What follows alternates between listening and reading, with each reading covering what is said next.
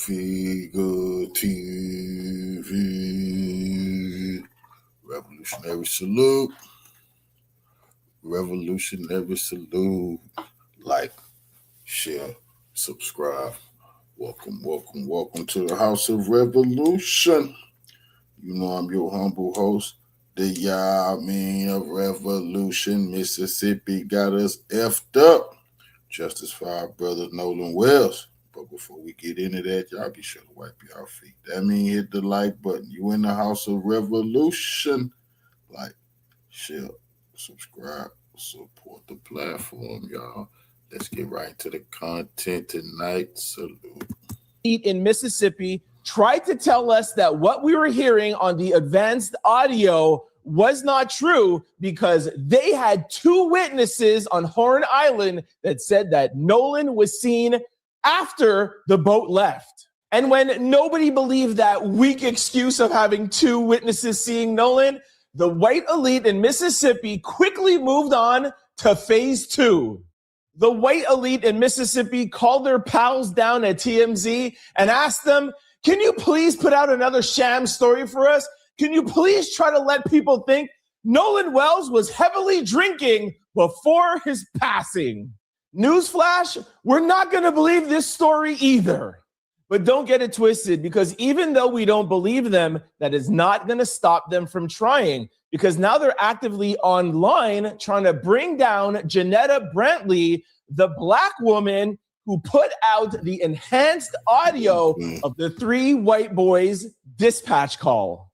The white elite in Mississippi want you to know that Janetta has a criminal record, but what they don't want to tell you is that it's a simple misdemeanor charge. Like that has anything to do with her skills of being an audio engineer. And now, unfortunately, Ashley, Janetta's wife, has to be out online trying to save Janetta's name. But ladies and gentlemen, have no fear of the opposition, because Mama Nolan is here. Christine, Nolan Wells' mom, put everybody who's involved in the Nolan Wells case on notice. Christine has let everybody involved know that if she cannot beat them in criminal court, she's coming for everyone's bank account. And we know the white elite in Mississippi love their money. And Christine has also subpoenaed every single social media platform on the planet. Christine says she wants access to every single app that her son ever texted, posted, or communicated on. And y'all hear me say this every single day. This channel is in support of Nolan's mama. Shout out to Christine. There has been a ton of developments over the past 24 hours in the Nolan Xavier Wells case. Sit back, relax. I'll tell you everything you need to know, and then I'll hand it off to you, the out louders. Let me know what you think in the comment section below. Breaking news from TMZ. Nolan Wells' witnesses claim he was drinking heavily before his passing. Nolan Wells was drinking while partying with friends on Mississippi Horn Island before his passing, according to new reports, aka the white elite in Mississippi. Citing preliminary information in a document from the Mississippi Department of Marine Resources, ABC News says witnesses told investigators the 18-year-old was drinking heavily with his buddies on the island on the 4th of July before going missing. Once again, as soon as we get this enhanced audio, we get all this breaking information. For the past 3 weeks, the DA, the government officials, the police department all said, we're keeping everything sealed. We're not telling y'all nothing. We're going right to the grand jury. But all of a sudden, we get an enhanced audio. We have questions. And now all this information gets leaked. Two witnesses yesterday says, hey, we seen Nolan at 5 o'clock, 6 o'clock, long after those three white boys left on the boat. And now all of a sudden, now we have more witnesses that, oh, he was drinking. But I digress. Let me continue. The document contains an email giving a physical description of Nolan as Marines patrol scour the waters to try and locate the teen. The rest is just information that you already know. But before we go over to that email, I just want to show you something they wrote about Benjamin Crump. You'll see later on in the article, TMZ writes, Mississippi authorities say they believe Nolan drowned, but representative of Nolan's family, namely civil rights attorney Benjamin Crump, have implied that something more nefarious could be at play. Implied? Yo, we have tons of Revolutionary salute to our family. Low ends 275 for gifting 5 court figure memberships to the audience. Revolution is a way of life. Absolutely appreciate that love. Y'all try to keep y'all memberships to help me keep the lights on here at the House of Revolution. Revolution is a way of life. Appreciate the love, soldiers. Salute. of evidence that could imply that more nefarious stuff took place. Are you kidding me? Appreciate that, family. The cell phone, the keys, the enhanced audio, the pictures, that we can go on and on and on. We've been showing you more things for the past 3 weeks. What are you talking about? Look, he's implied. You're making it seem like he's implied because he's some crazy person. Let's move on to this email about Nolan drinking.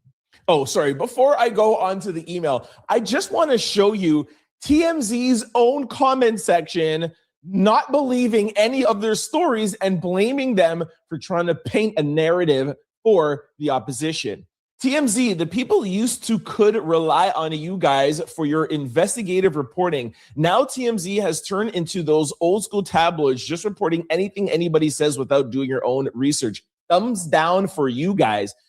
TMZ is owned by Fox. Crap journalism is a feature, not a bug. Bread and circus. Just wanted to show y'all that it's not only us, but TMZ's own readers don't even like TMZ. But let's go on to the email. Once again, revolutionary salute to our family. Low ends for the donation to the war chest.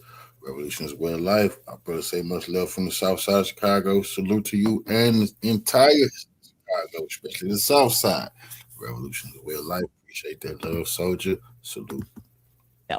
Here you'll see here an email exchange between the Mississippi Department of Marine Resources and the U.S. Coast Guard received by ABC News describing Nolan's alcohol intake as heavy. This information comes from witnesses who made the initial call to DMR. The toxicology report, along with the state's autopsy, are not expected to be released until they are presented to a grand jury. And you'll see the email here. It says, good evening. As part of our response to MSDMR request SAR data related to the missing person, Nolan Wells, the MDMR will use this data to start scanning the area. While information is still limited, we request the following be used for the data. You'll see here it says date July the 4th, 2026, time 6, location, the coordinates. It says subject black male, 6'1", tall, 180, food intake unknown, alcohol intake heavy, clothing swim shorts only. This is only what people are putting out as a description. You don't know heavy, light, if he was drinking or not. How do you know? But this is the story that ABC and TMZ want to run with. If y'all cannot smell the corruption cooking in the air, then I just don't know. Something might be wrong with y'all nose. And if something is wrong with y'all nose, I'm going to cook up something that has such a smell and an odor that you will not be able to deny it, because the white elite in Mississippi is not only working with TMZ, they're also working to drag down Janetta, the Black woman that first put out the enhanced audio from the CETO dispatch call. You'll see here pictured right beside me, Ashley, who is Janetta's wife. And I feel so bad for her because Ashley is trying not to get involved in all of this, but she is doing what a good partner will do and of actively trying to protect Janetta. I'm going to play a video for you in 1 second, but I just want to show you the things that Janetta has been going through and posting on her Facebook. You'll see here Janetta posted, "This will be the only time I address this. I've never hidden my past. I've never denied it. The misdemeanor charge on my record are more than 20 years old." And I want to also highlight misdemeanor. "And the people who truly know me have known about them for years. Those records do not define who I am today, the work I've built, nor the person who I've become." Anyway, None of that matter. Trump got felonies. He the president. Anyways, I'm not going to even read the rest. She goes on to say, attempting to discredit somebody by digging up decade-old records instead of addressing the substance of their work is a tactic I've expected from the beginning. It does not change why I'm here. She also went on to post something else, and it's along the same lines, just talking to her supporters, saying that, all of these comments and all these attacks is not going to bring her down and it's not going to stop her. But here is what Ashley came out online to say. Another clarification, because what lying people like to do is try to shift the goalposts. My wife never claimed to be a professional audio investigator, crime investigator, or anything like that. What's so beautiful about what she did was she's an average person, just like me and you. She is the average citizen who was concerned about a case to which another innocent Black male has been slain and wanted to do what she could to help as an audio engineer in the entertainment industry. Not once did she ever claim to be a professional forensics investigator. Now, for those of you who follow me daily, every single time I talk about this Nolan Xavier Wells case, I try my best to bring y'all some good news, some news that keeps us hopeful in the light of the white elite in Mississippi that are trying to hide and bring this case down. Today, I not only have one, but I got two pieces of very good news, and it comes from my favorite person involved in this case, Christine Nolan Wells' mama. The parents of Nolan Wells' friends and local officials told to be expecting a lawsuit. I love Christine. I just love Christine. The same day Nolan Xavier Wells was laid to rest, attorneys representing his estate sent a notice of intent to pursue litigation on behalf of his estate to Wells's friends, their family, and others connected to the investigation into the 18-year-old's passing. The move comes after a Jackson County court judge appointed Wells' mother, Christine, administrator of her son's estate. She signed the paperwork the same day as his funeral. Remember, I told you all about this a couple of days ago.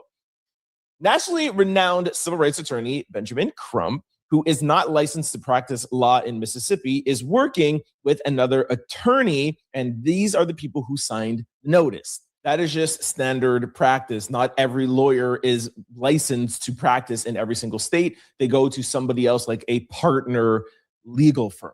So this is totally normal. Copies of the letters obtained by attorneys representing some recipients notify them of potential litigation related to Nolan's passing after he disappeared during a July 4th trip to Oran Island. Although many of the letters were sent to the parents of Nolan's friends, similar notices also were sent to entities involved in the ongoing investigation. I love this so much.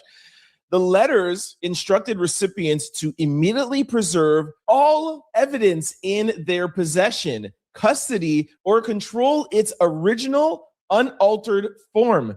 They also direct recipients to suspend any automatic deletion or overwrite functions that could destroy evidence. Specifically, recipients are instructed to stop automatic deletion or overwriting on cell phones, computers, video cameras, and any other electronic devices capable of storing data. The notices also direct recipients to preserve electronic devices and systems from automatically deleting or overwriting information after a set period. Now, this is my favorite part. The preservation notice demands that recipients retain evidence across numerous categories: text messages, iMessages, media, WhatsApp, etc., Snapchat, whatever. But it doesn't stop there.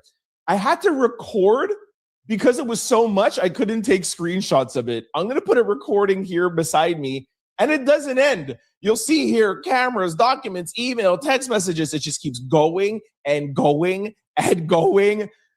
They can't do nothing electronically, nothing.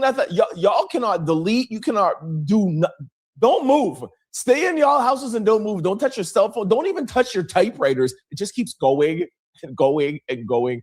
Oh my gosh, I love Christine. I love the choices that she's making. I love the people that she is putting beside her. She's letting them know, I may not be able to beat you in criminal court. And by the way, see, it's still going.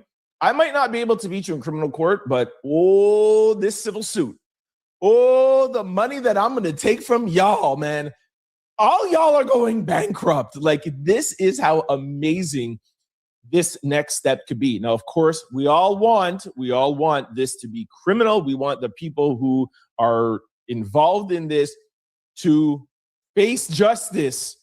But like I said, the silver lining is that Christine has a backup plan. And like I said all the time, we need to support Christine and whatever she wants to do.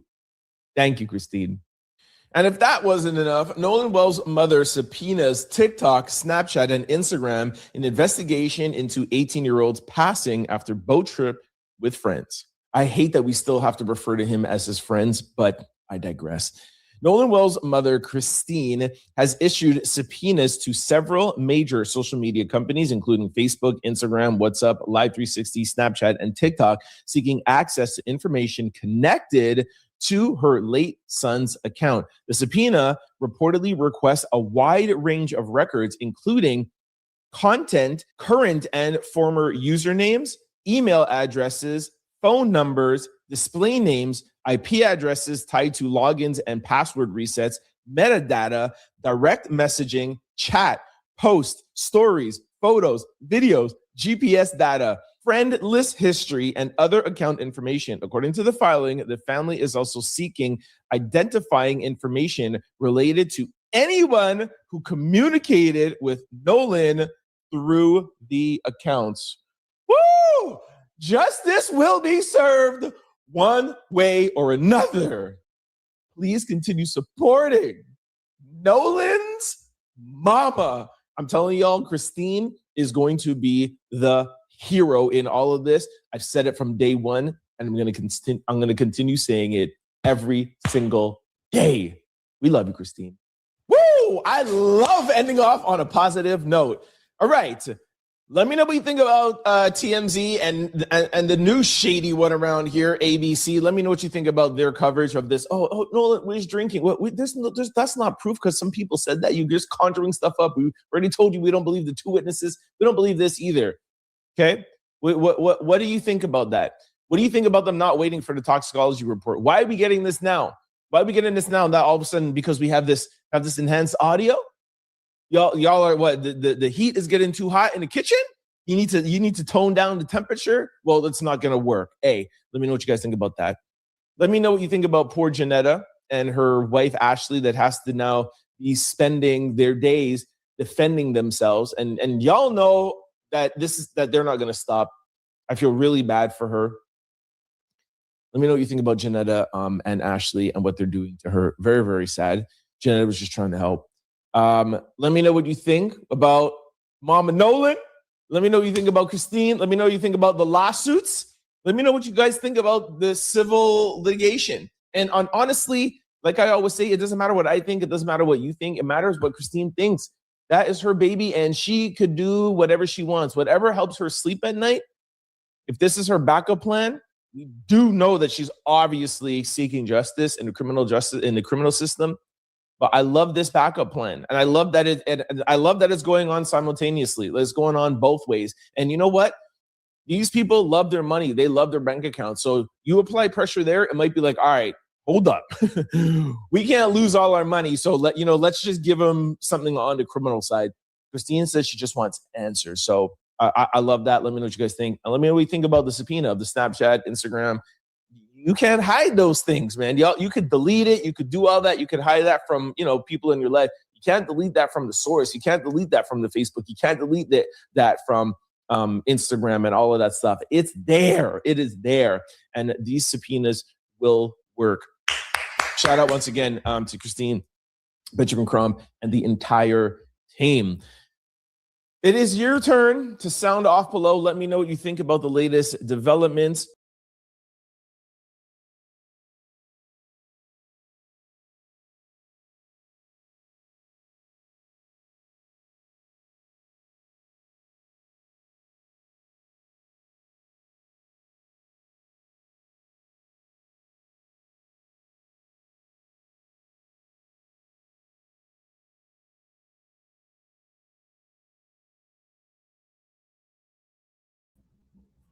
was sniffing.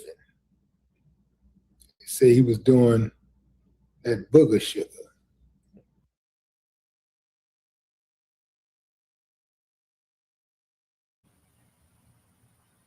Salute to our brother. Salute to our brother Low Ends 275 for donating, for gifting 5 more memberships to the Court Figure community. Revolution is a life, way of life. Absolutely appreciate that love, family. Salute. Y'all try to keep them memberships. Just keep the lights on here at the House of Revolution. Salute. Definitely appreciate that, soldier. Give me a thumbs up if you believe that, fam. Willie D Live. What's up, family? Well, what do we have here? Claims that Nolan Wells was sniffing. Now, we don't need to just brush that off, that drug thing, because that might be true. Might be true. One thing people know about that cocaine, see, people saying no, that cocaine leaves your system quick. These athletes, people who work on certain jobs, they think that they can just sniff it and party over the weekend just in case they pop a piss test on them. It'll be out their system, all that type of stuff. Athletes do the same thing too, but it's more nefarious because if so, they could have put the fentanyl on that boy, and that go to show you there was the murder plot by Bart, and people saying Bart had the liquor, the alcohol, and allegedly the drugs. So Bart could easily put some fentanyl on that boy. I'm not going along with the story, but I'm just saying if that's what they want to say, then okay, it's something nefarious about it still. Say he was doing that booger sugar.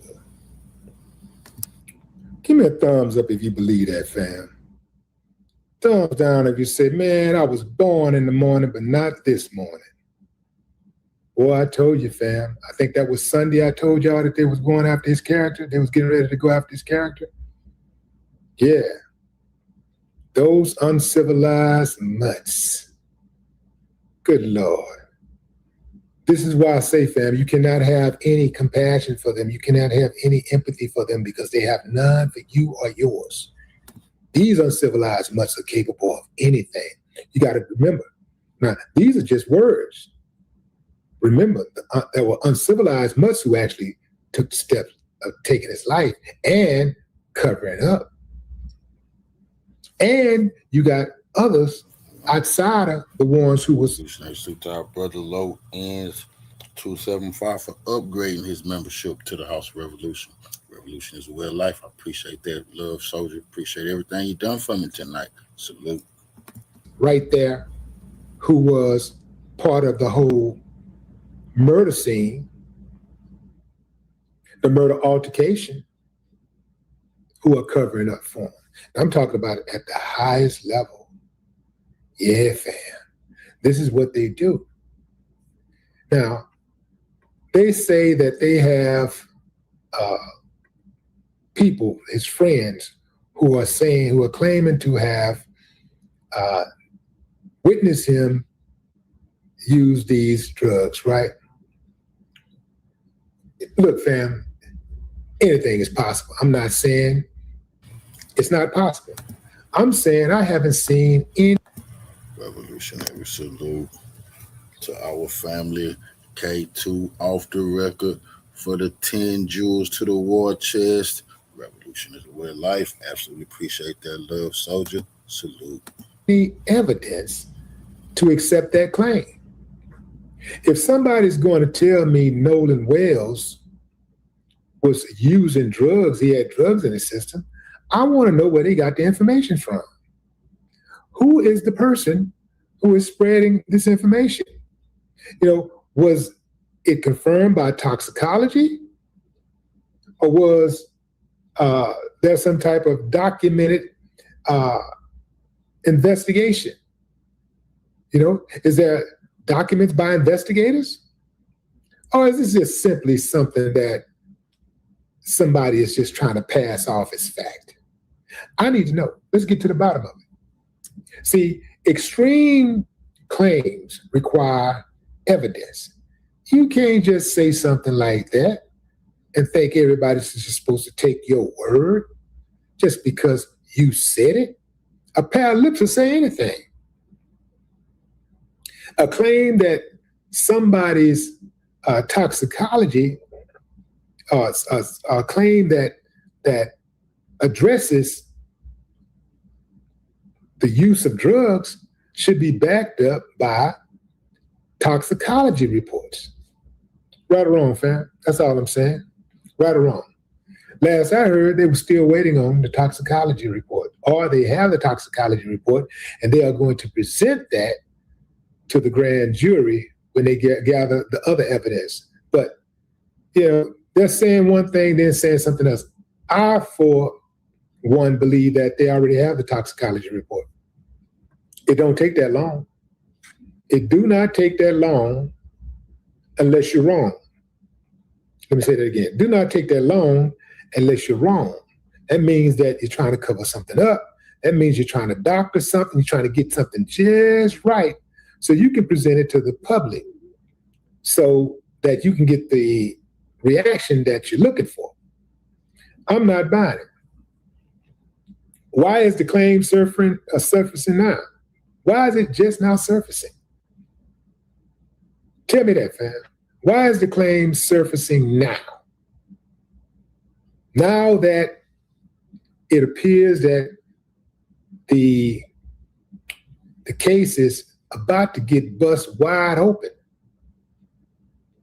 Now that we're closing in, it's like they're panicking and they're throwing everything they have. Ooh, they are diabolical, fam. First, they go after the grieving parents. They review bombed the grieving mother. And now they're going after the dead son. This is what I want to know, fam. How is it that they're talking about Nolan Wells being drinking heavily, right? They say he's drinking heavily. And now they're saying he was using the booger sugar. How do they know this about Nolan, but nobody else? Because they're not saying anybody else's name. However, a witness early on said that his buddies were known to use booger sugar. They were known to be sniffing cocaine and all that kind of stuff. They were known for that. So perhaps they may have thought that Nolan thought that he was special. He was too much. He was too good to sniff stuff up his nose, that could affect his brain, his body, his life, his career choices. Anybody can make a claim about anything. If you want me to believe it, show me some proof. Where's the evidence? That's what I know. Where is the evidence? I have not seen it. The source matters. Who is saying this? I hope it ain't one of those friends who lawyered up, who took down all of their social media and lawyered up. I hope it ain't one of the friends who kept the phone away from the parents, who kept the keys away from the parents, who refused to answer questions to the parents. I hope it ain't one of them. A drug allegation doesn't answer questions. So let's assume that he was using the booger sugar. Let's assume that he was drunk. It still don't answer the question about what happened. It still don't add up that he allegedly drowned around hundreds of people, surrounded by hundreds of people, and nobody saw him drown. That don't add up. If we're going to demand proof from one side, we got to demand proof from the other side. Right or wrong, fam? That's all I'm saying. Right or wrong? Right or wrong? This is how I know they're lying. Why are these claims just now surfacing? Why weren't they part of the earlier discussions? because they made them up, fam. If these claims were part of the earlier discussions, it would have immediately created doubt for some people, even people who were supportive of Nolan. It would have created some doubt. They would have been like, well, maybe he did something. Maybe he was too drunk. Maybe he slipped and fell, and maybe it don't add up that he drowned and nobody saw him. He was out there with all those people, but he was drunk and he was doing drugs. So that's what happened to people that do drugs and they get drunk and heavily drunk. Bad things happen, so I guess I'm going to leave this one alone. I'm not buying it, man. I don't reject the claims because I don't like them. I reject the claims because they're not supported by evidence. If the toxicology report confirms it, show us. That's all you got to do. Until then, all y'all can kick rocks, barefooted, blind, at a concrete plant. No more talk.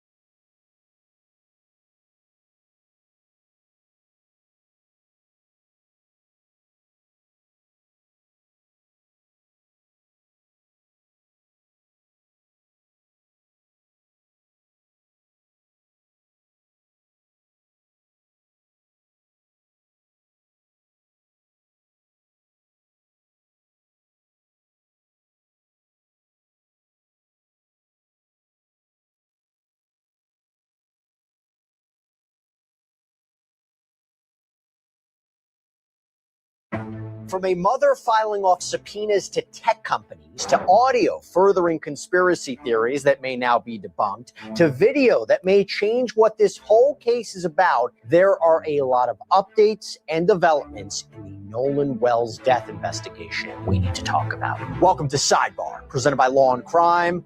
I'm Jesse Weber. Okay. Got new developments in the Nolan Wells case that we need to talk about as the family is desperately seeking answers. The public has been invested in this. It's all about the truth of what happened to this 18-year-old young man. There are developments about subpoenas, audio, video, official documentation, possibly drinking. And we're going to get into it all with a former detective. I wanted an investigator on this to make sense of this, what's happening behind the scenes, how we should put it into our overall context. It's important conversation. Now, even before we get started, I want to let everybody know, we've been following this case, right? So if you want more details, if you want more of the documentation, if you want everything we have so far, you can go to our Law and Crime Plus app because we have a case file section and we have everything on the Nolan Wells story. So check it out there if you want to look at the documents yourself, see the information for yourself. It's just a great way to become even more educated on this case. Okay, this is the bottom line. What happened to Nolan? Was it a tragic accident or was it foul play? Context first, before we get into the developments. So 18-year-old Nolan Wells from Ocean Springs, Mississippi, he was a college student, football player. On the 4th of July, he went with a group of friends to Horn Island, a barrier island off the Mississippi coast to celebrate. At some point, he disappeared. He was reported missing that night, and you had this massive search that was launched. 2 days later, July 6th, that is when his body was found on the island, washed ashore. Question, of course, is what happened to him? It remains a question. Nobody has publicly been able to answer it.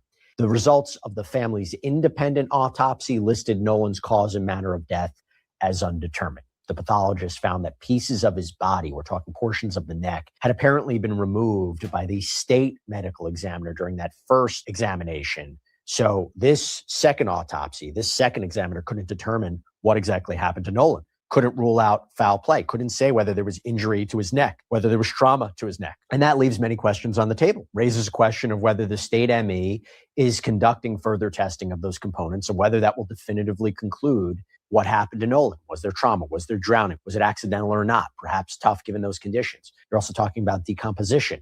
Oh, and there's the red discoloration apparently found on the back of the head. I spoke to medical experts about that. Some say it could be from decomposition. Some say maybe it could be blunt injury before death because the body wouldn't discolor like that after death. And remember what's going on here. The family wants answers. The family hired attorney Ben Crump and his team to navigate this, to do an independent investigation.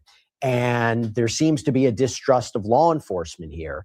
And they're looking for answers that they may feel they're not going to get from official channels. So let me get into all these new developments. And before they do that, I want to bring in Matt Irvine, retired detective, law enforcement instructor, who's going to help us break it all down. Matt, good to see you. Thanks for taking the time. Thank you, Jesse. Okay, first I got to talk about these subpoenas. Just came out last night. I definitely wanted to cover this. So Nolan's mother, who we've talked about a lot on this program, Christine Wonsley, has appeared to file subpoenas for records from TikTok, Snap, so Snapchat, WhatsApp, Meta, Life 360. They are part of this legal case regarding the estate of her son, the estate of Nolan Wells. And these are very specific subpoenas, court order requiring a witness to produce documents or records or evidence. And it appears that they were filed by attorney Gary Bufkin, who is apparently working with Ben Crump, who we know the family has retained as counsel in this matter. And this was filed in the Chancery Court of Jackson County.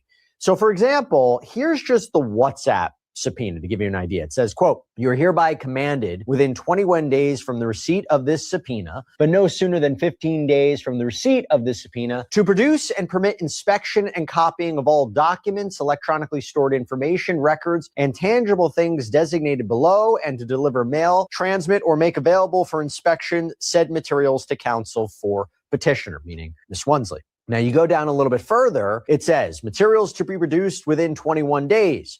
All materials and information of all kinds, regardless of form, in your possession, custody, or control, or accessible to you concerning Nolan Xavier Wells, his cell number," and then it gives his email address, "including without limitation all subscriber information associated with the account, all current and prior usernames, email addresses, phone numbers, and display names associated with the account creation date, and the IP address used to create the account, all IP addresses tied to actions on the account, including logins, password resets, two-factor enrollment, all IP addresses tied to friend events on the account, all communications configured as public on the account, and all related data and metadata, all non-content information concerning the account, all information that identifies or may be used to identify any party messaging in a conversation with the account, and all communications, including messages and group messages to, from, or including the account, all photographs, video recordings, audio recordings, content, attachments, text files, transcripts, GPS data, location data, metadata,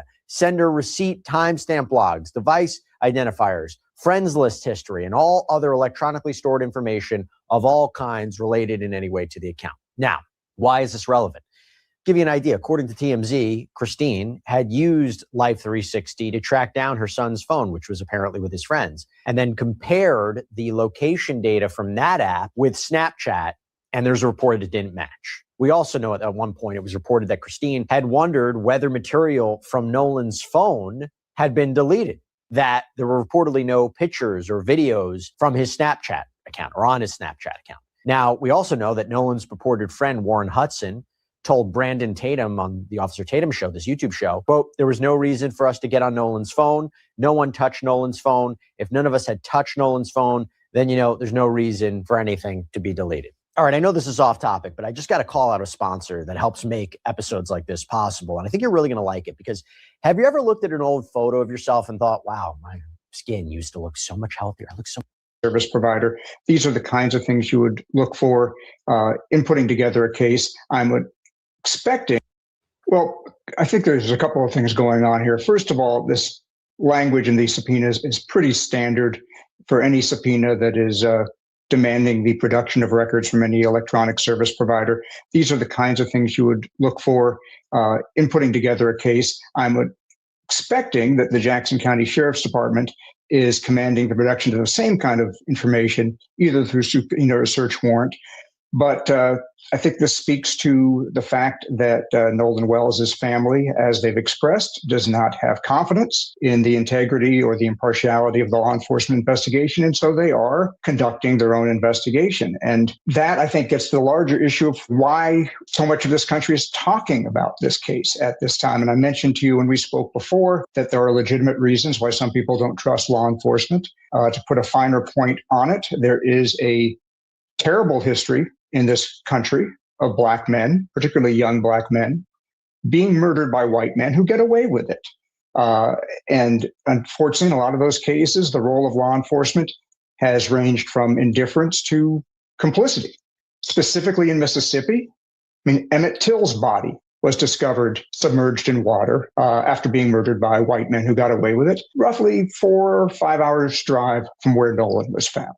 The 3 civil rights workers who were murdered by white men who were Klansmen and also police officers were found less than 200 miles from where Nolan Wells was found.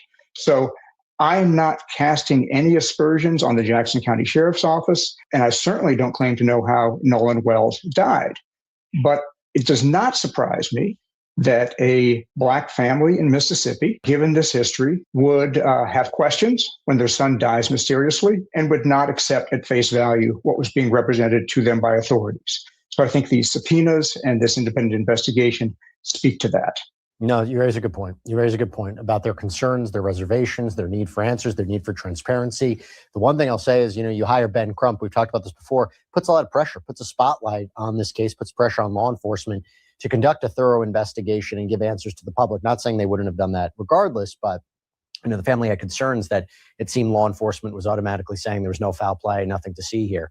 I do have a question, though. You raised an important point. You said, and I don't want to put words in your mouth, and correct me if I'm wrong, that it's likely you would assume that law enforcement has tried to obtain the same records. If they didn't, if it comes out they didn't try to get the same records from these social media companies and Nolan's family is, does that signify to you a deficit in the investigation?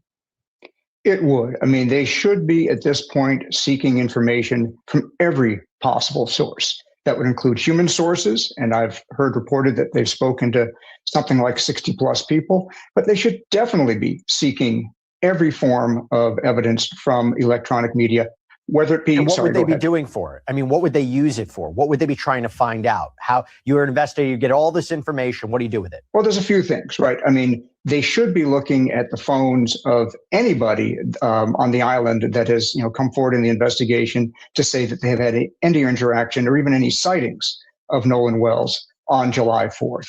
And combing through all of that electronic data, looking at communications, looking at images from the devices of anybody that interacted with Nolan Wells on Horn Island that day, not just his friend group. They also should be looking at these electronic service providers to see if there were any images, any communication from Nolan that day that for some reason isn't on his phone. They should be looking, you can tell for example— that? I mean, this information would tell you if something was deleted? So very often when somebody deletes content from their phone, it remains on the servers of the electronic service providers. Some of that depends on the application. Some of it depends on the permissions and privacy you've got set up on your device.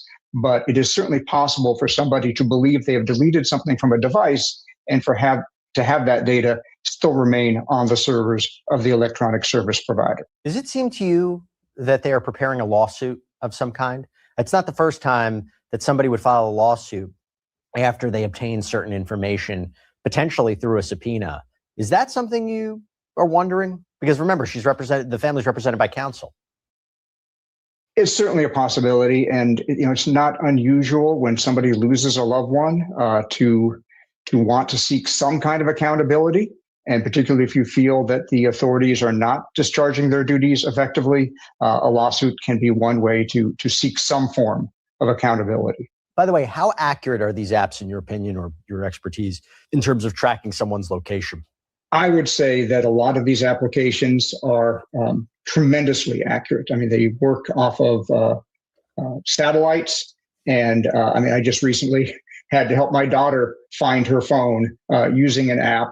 And I was able to locate it literally within probably a dozen or so feet from where she left it. So these apps are very accurate. And if, for example, Nolan Wells was wearing some other form of smart technology, a smart watch or something like that, they could certainly show the distance of Nolan Wells from his phone during the course of that day. It's good to have a detective father. Nothing gets lost. Nothing falls through the cracks. It's pretty cool. All right.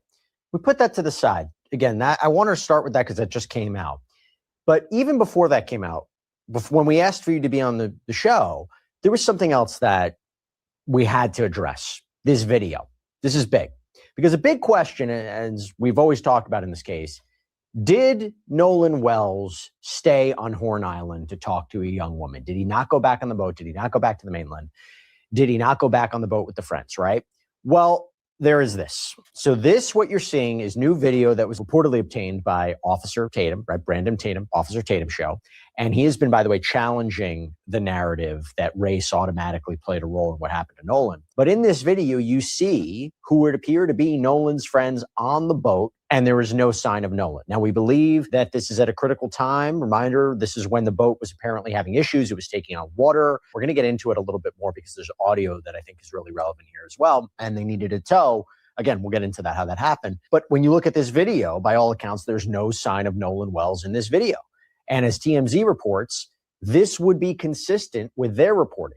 Their sources saying that authorities believe Nolan stayed on Horn Island, citing 2 witnesses that apparently told investigators they saw Nolan on the island after the boat left. This is consistent with the Mississippi Department of Marine Resources police report obtained by ABC News that claims Nolan's friends told authorities, quote, that when they left, he was in the company of an unknown female and that he chose to remain at the island. Matt, it's this video I think is quite pivotal, very important. I would agree. I mean, the video seems to show that Nolan was not on the boat. Now, the exact timing of things is something that people will have to dig deeply into. The timing of that video alongside the distress call that was made to the tow company, all of those things are going to be an important part of the investigation. But at least at face value, at first glance, this video does seem to support the contention that Nolan did not get on that boat with his friends. Does this mean it exonerates everyone on that boat? Does this mean if something happened to Nolan, it had to have happened on Horn Island? Well, you're asking 2 questions. It would certainly suggest that if something happened to Nolan, it happened on Horn Island, or at least did not happen on that boat. That doesn't necessarily mean that the people on the boat are exonerated. Whatever happened to Nolan could have happened with or without their involvement or knowledge somewhere other at some other time. But it certainly does seem to support their statements, again, at first glance, at face value. But this helps the investigation because now, in potentially looking at, now we have to look at the mainland, we have to look at what happened after a certain period of time. They can limit the area. They can look more specifically at an area to determine what happened to Nolan Wells, right? Because when this first happened, there was a conversation, did Nolan get back on the boat, go to the mainland, something happened to him, they put him back on the boat, throw his body into the water. I'm not saying that was a legitimate theory, but that was something that was coming up. If you're not seeing him on the boat at that point, this, in a way, I believe would help investigators, right? Narrow down what they have to focus on. It certainly provides some direction to the investigation. I think, again, just knowing what's publicly reported, it seems like it's premature to eliminate anything at this point, but it can at least shift the focus. At this point, it sounds like, from what law enforcement is reporting, that they have spoken to people that claim to have seen Nolan Wells on the island alive after his friend's boat left. Now, there's still some questions about who those people are and how they know it was Nolan. Are these people that actually know him, or are these people that just saw a tall black man and, particularly with all the reporting, assumed it was Nolan? So there's still a lot of unanswered questions there. But assuming there are people that saw him alive on the island after his friends left, that would tend to shift the focus of the investigation to try to figure out what happened to this young man after about 4:15 in the afternoon. And who saw him alive last? I mean, that's going to be possibly one of the most critical witnesses in this case. Yeah, that becomes really interesting, right? Like the idea of whatever happened to Nolan, no one saw anything. Even if he accidentally drowned, no one saw him, no one tried to help him out. That's a fair point. That's a fair question. And it does make me wonder, do you believe, before we talk about the audio in a minute, do you believe that law enforcement may know more, a lot more, than they are telling right now? Do you believe that they have some potential witnesses who have provided more information about the last whereabouts of Nolan Wells and they just haven't shared that information yet? I would expect that to be the case. I would certainly hope it was the case. Again, there seems to be some reporting that they are claiming to have spoken to 60 or so people. Obviously, all of those statements are not in the public record at this time. There's also mention of this case going before a grand jury, which is, I guess, procedure in this part of Mississippi. And if you're going to bring a case to the grand jury, you want the grand jury to hear that evidence for the first time in the grand jury room and not have it tainted by prior disclosure. I just played video. Now let's go to audio. Take a look. Hey, we're at the west tip of Horn, and our bilge pump stopped working. We're sinking. Can y'all please come? We have a membership. Yes. How far is the water coming up, sir? It's coming up. We're just sinking. I don't know. Like we're going down now. So yeah, we've talked about this before, right? This audio that was released by the Mississippi Department of Marine Resources. This is giving us a glimpse into what happened that day. It's giving us a glimpse into this chaotic event on the water on July 4th, because this is one of the first pieces of audio that we're hearing from that day that captures the frantic moments that this boat that was connected to this group began taking on water. It was due to a reported failing bilge pump. And this is a boat that we believe that at some point Nolan was on. But you compare that with the video that we just talked about, it doesn't appear that he was on it at that time. So they call for a tow. And interestingly, the way that we understand it based on the reporting, it's actually been reported that another boat actually ended up helping them out. Another boat that was anchored there. It wasn't a private towing company. And according to reporting, Nolan's friends said they left Horn Island at 4:30. Someone told them apparently they saw Nolan on Horn Island at 6 p.m. There were accounts, by the way, from friends that the last time they saw him was 3 p.m. But this is what we need to talk about, this audio development. So there is a theory that has come out when this video came in, this audio came out. There was a new version of the audio that was enhanced by TMZ. When you listen to it, there are theories, there are people out there who believe you can hear in the background someone saying, "Is he dead? Nolan, wake up, check his chest." I spoke with a forensic audio expert, Robert Freed, on my News Nation show, Jesse Weber Live. Compared both versions. So compared the version that was obtained from the WFAB website and one from TMZ. And he said the newly enhanced audio from TMZ was longer than the other one. He created transcriptions of both videos. And here's what he found. In those transcripts, from your analysis, does anyone say, "Is he dead? Check his chest. Nolan, wake up," anything like that? No, it's very distorted. Even if you hear it from the original to even the audio enhancement, it's still very difficult for some of the software that we use to even pick up those types of words. And there was nothing like that close to it in the transcriptions that we saw. Now, he did say that he would want the audio from the original source, right? The source I'm assuming authorities have, because he said there was redactions. So he was curious how the audio was generated. And even in this video, you hear redactions. And I made the point to him that if there's a redaction of, let's say, a personal information, a phone number, as that redaction's happening, you might hear something in the background. And so, account numbers, things like that were shared. So he wants the original video. He wants to look at the metadata. Matt, what do you take away from this? So I've listened to the original video, at least as it's been played on various media sites, and I have listened to the enhanced one.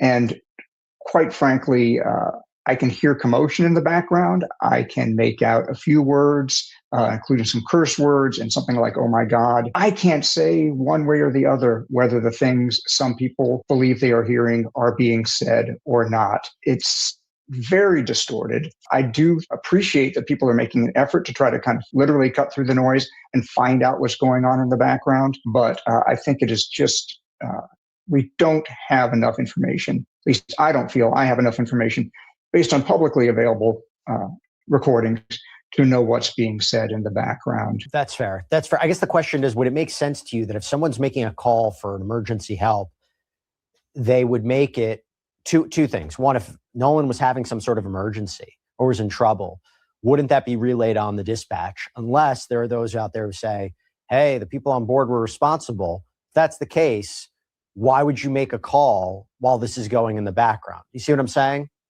Absolutely, I see what you're saying. So It is not unusual when people are staging a crime scene, covering up a crime, to make a 911 call as part of that crime scene staging. But that happens in cases that are usually premeditated murders, and it's a very cold-blooded, calculated sort of thing to do.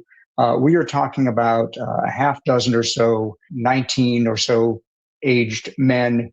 I don't get the sense that there's a tremendous amount of criminal sophistication or cold-heartedness in this group, at least in terms of what's been reported. It would be very surprising to me that they would deliberately stage a distress call to cover up some crime. It would be even more surprising to me that they would choose to make a recorded phone call while something was going on in the background connected to some kind of foul play that was happening or had just occurred. And then the last thing I would say about that is, if this is some kind of conspiracy in which 7 or so people know that some foul play happened to Nolan Wells and one or more of them was involved in it, it seems very unlikely to me that those folks could maintain that conspiracy of silence for coming up on a month now. I mean, even among sophisticated, hardcore, organized criminal groups, the more people you have involved in a conspiracy, the more likely it is that somebody's going to talk. And these do not seem to be that kind of organized, hardcore criminal group.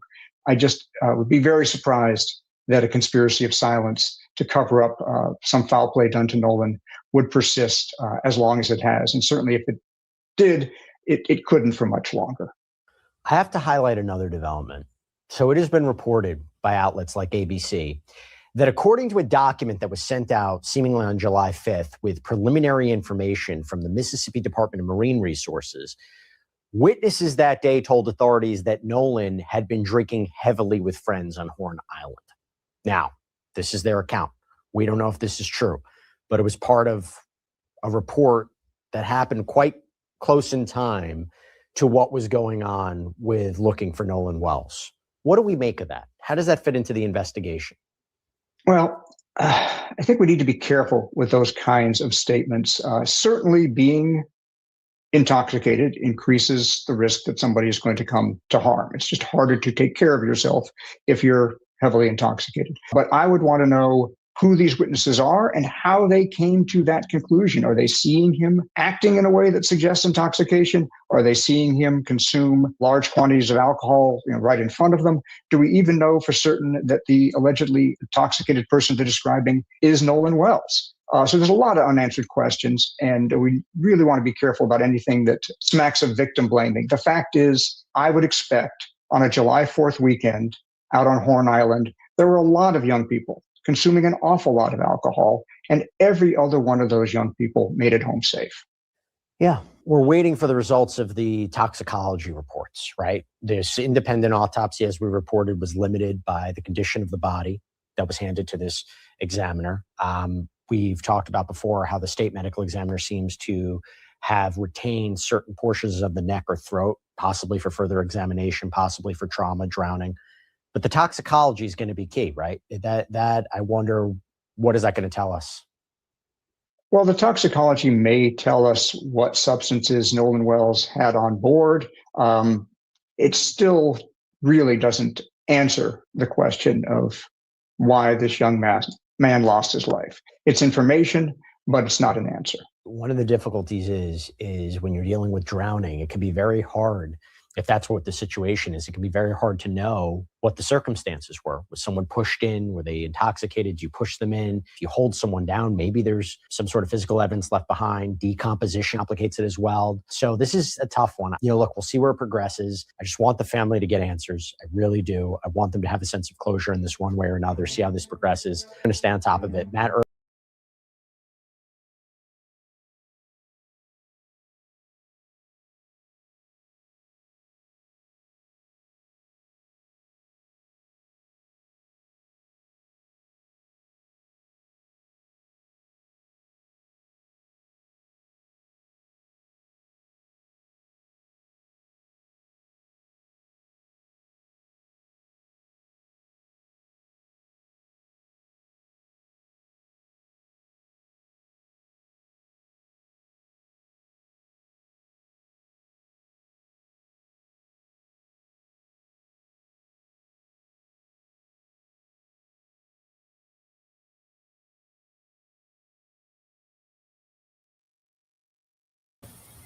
Now, Nancy Grace interviewed Brandon Tatum.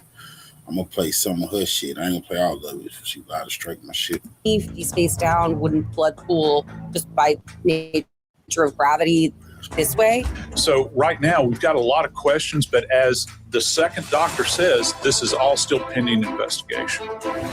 If this were your child, wouldn't you want to know what happened? The mom asked for Nolan's phone. Right. Was there a struggle over it, or did you guys hand it over? I mean, just handed it over. I mean, we didn't think anything of it. Like, she asked for Nolan's phone. We knew they were close friends with, the Wells family, and my buddy went out to his truck and handed the phone over. No complications, no issue, nothing. But I mean, I told Miss Christine that we had his phone and he had left it in our possession on the boat. When did you talk to her about that? When I was I didn't talk to her once. Like, it was like 12:30. I mean, I might have texted her a couple times and talked briefly about a couple things, but I told her on the phone before I called the Coast Guard that we had Nolan's phone. Before I called Miss Christine, none of us had a reason to go through Nolan's phone. I mean, there's multiple phones on the boat. Why would it be? And the boat was having issues. Why would our concern be getting on Nolan's phone or something? I mean, I don't even know Nolan's password. None of my friends do. We had no reason ever to get on Nolan's phone and look at anything. I didn't even touch Nolan's phone. None of us touched Nolan's phone until somebody took it off the boat and put it in Wyatt's truck, and then no one touched it until we handed it back, to the mom that was at my buddy's house. That is from the Officer Tatum show. He has interviewed several of the young men that were on the boat when Nolan Wells was taken to Horn Island. They say he was not on the boat on the return trip, although audio seems to suggest otherwise. Listen to the Mississippi Department of Marine Resources call.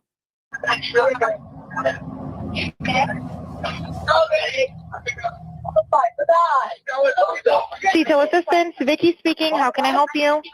Hey, we're at the west tip of Horn, and our bilge pump stopped working. We're sinking. Can y'all please come? We have a membership. All right, of course. How far is the work coming up, sir? Can you give me a description? Ankles? Hello? Hey. Yes. How far is the water coming up, sir? It's coming up. We're just sinking. I don't know. Like, we're going down. All right. Well, let's get you going. Membership number or phone number listed on the account, sir. I don't know the phone number. It's either. I think it's. Try that. All right. I know we have a membership, guaranteed. I don't have the tag on here. Unless you have a membership number or anything, it's okay. I'll get you over to the captain. What's the best phone number to reach you at? Reach me at 2. Particular phrases in that call, if it's to be believed, Nolan don't die. Sure, he's dead. Is he dead? Nolan, OMG, wake the F up. It goes on. I thought he was on the check his chest. That, if it's to be believed, suggests that Nolan was on that boat. Tatum says the witnesses are clear. He was not on the boat. Tonight, we learn in the last 24 hours, the Nolan Wells family hits social media giants with subpoenas for all information related to Nolan's phone. First, straight out to Dave Mack, Crime Stories investigative reporter. Then we will be joined by Brandon Tatum. Dave Mack, what's happening? Right now, Nancy, the family of Nolan Wells has announced that they are going after, they have subpoenaed documents for Nolan Wells' phone.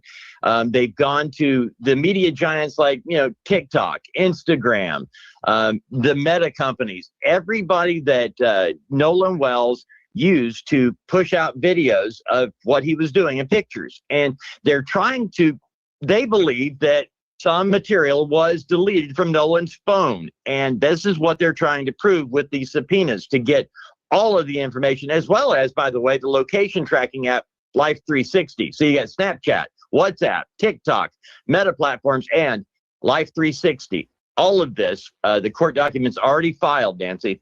Nolan Wells's family slapped subpoenas on multiple social media giants seeking his account information and data. This into the investigation of the teen college football player's mysterious death. They were issued in the last 24 hours, including Snapchat, WhatsApp, TikTok, Meta platforms, Life 360, and these are according to court documents demanding the companies turn over all materials info related to Nolan's accounts. This includes current and prior usernames, passwords, email addresses, phone numbers, even displayed names. They want IP addresses associated with every account, all communications, chats, posts, stories, and info. His cell phone has become a critical issue in the probe into Nolan's death. What happened to Nolan? Now, his mother, Christine, says when her son's phone was brought to the family, they had concerns because there were no pictures or videos on either of his Snapchat accounts. Triggering their fear, items may have been deleted. That's what's happening. There's been a lot of controversy. Were photos, were texts deleted? Were snaps deleted? We've been trying to figure it out, but we're seeing through a mirror darkly. We don't know. But according to experts, a trail will be left if anything has been deleted, even if you delete it from the deleted file. Now, joining us, special guest, Brandon Tatum. You know him well. He's a former police officer with Tucson PD. That's what impresses me. What impresses a lot of other people is he is the star of The Officer Tatum. Officer Tatum, thank you for being with us tonight. Question to you. You interviewed, as we played at the get-go, several of Nolan's friends. Did they show you photos, videos, snaps of that day on Horn Island? Well, Nancy, thank you so much for having me on. I spoke to 4 of the boys that are originally accused of being involved in Nolan Wells' death. And they did show me a lot of evidence. I want people to be very clear with this. I spent my career putting people in jail. My career is based on getting justice for people who have been done wrong. I've never been a defense attorney. So me going out and doing this was to find out what happened to Nolan Wells. And in talking to these young men, the burden of proof is they're going to have to prove to me. I'm not going to listen to what they say out of their mouth. They're going to have to show me. And in many cases, they showed me videos of Nolan on the island. They showed me videos of the boat when they were getting towed out, which is consistent with, kind of similar to what the phone call was. I mean, they showed me pictures of them with Nolan. They showed me phone records of them calling Nolan's mom and all of the above. So they seemed very consistent. They seemed very genuine. And they also proved to me some of the things that they had told me in the interview that I had with them that I have uploaded on my YouTube channel. Officer Tatum, are you telling me that they had reception on Horn Island? Because many people are saying, well, the reason that there's nothing on Nolan's phone of that day, like there's no pictures, there's no snaps, there's no text, there's no anything, not because it was deleted, but because he didn't have reception. But you're telling me the other boys did have snaps, photos, videos, and reception? Yeah, no, Nancy, let me clarify this for you. It wasn't that they uploaded this online. They showed me videos and things that they took from the boat during the outing on 4th of July. I was personally out at Horn Island. I rode out there on a boat, and I didn't have great reception there. And I left my phone in the boat when I got into the water, and we were actually going out to do interviews. Objection. You've been in court long enough to know you're going to get objections. You said you didn't have great reception, but you did have reception, did you not? No, there was reception there. It just wasn't great, and it wasn't great enough for people, in my opinion, to upload. You can make a phone call potentially, but you wasn't going to upload data to a social media account. Now, could people take the steps to do it if they're dedicated enough? Yes, but it doesn't appear that would have been a frequent thing, given the fact that you probably had 1 or 2 bars out there. And I heard evidence of that. Not only did I see evidence of it when I went out there myself personally with my cell phone, when I listened to the CETO call, you could tell that the call dropped out several times. It seemed like they were having trouble at times hearing each other.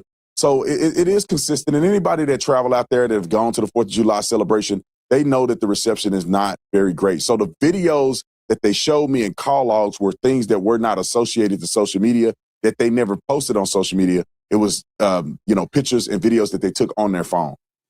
Okay. Let me refine my question.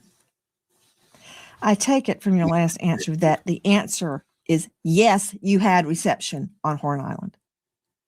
Yes, I did have reception on Horn Island.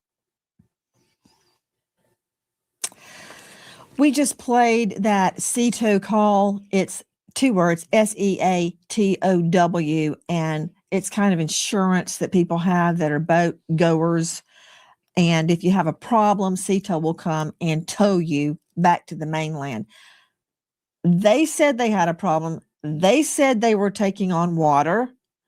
One of your takes is that all the chatter that we're hearing, wake up, Nolan, are you dead, Nolan, wake the F up, Nolan, could be referring to the battery, the bilge on the boat, that it's all unclear. Regarding the boat being disabled, apparently it was not. Listen. So first, at 9:56 a.m., the boat leaves the original dock. It arrives at Horn Island at 11:14. So at around 4 o'clock, there is a call to the Coast Guard about the boat.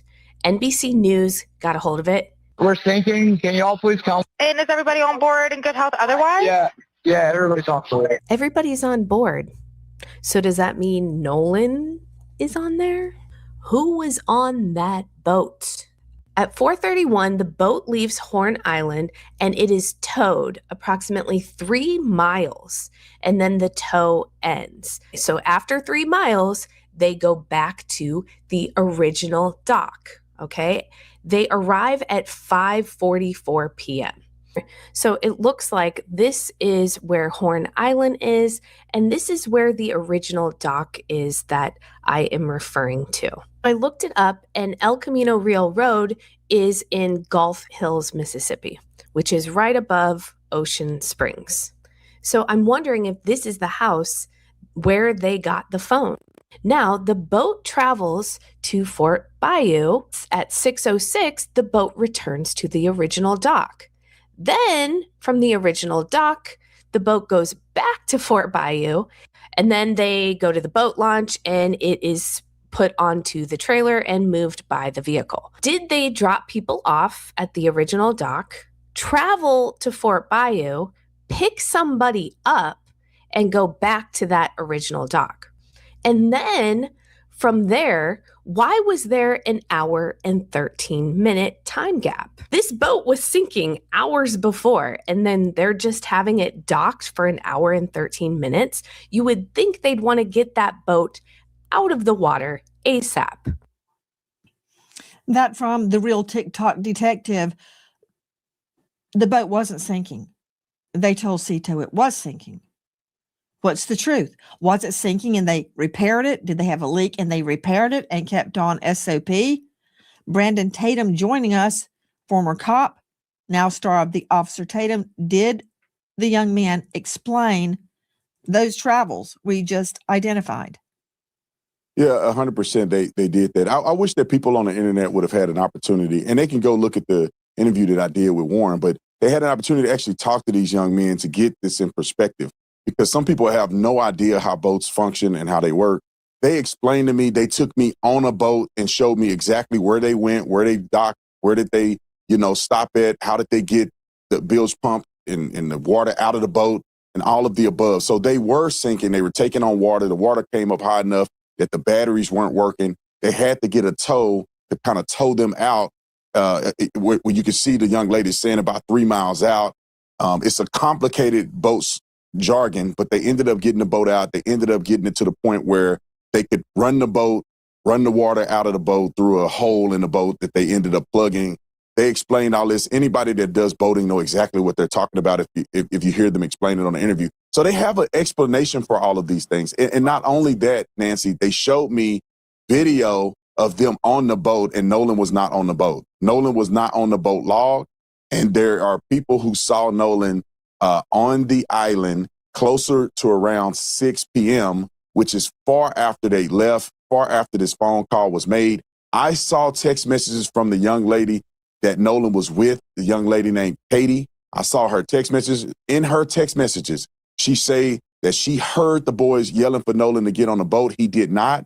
She said in her text message that she did not see Nolan get on the boat he came on, which was Wyatt's boat, which is the boat that was sinking and they ended up leaving on. So it wasn't just a statement that they made on a podcast. They were actually showing me evidence to the contrary of what the mainstream YouTubers and some media outlets are putting out to people at large. And so I wish that people would go watch the interview or at least take some time to listen to these boys' statement. And I'll say this, Nancy, too. I wish that the family would have taken the time, or at least Benjamin Crump would have taken the time to reach out to the lawyers or reach out to these young boys to get their statements so they're not wasting their time sending everybody on a rabbit trail when they could have just talked to these boys. And they could have, but they refused, because I saw a message from Warren where he called Nolan's mom twice. I've seen messages from Warren's stepmother, Ashley, where she sent Nolan's mom a text saying, please reach out to me whenever you're ready. I would like to talk.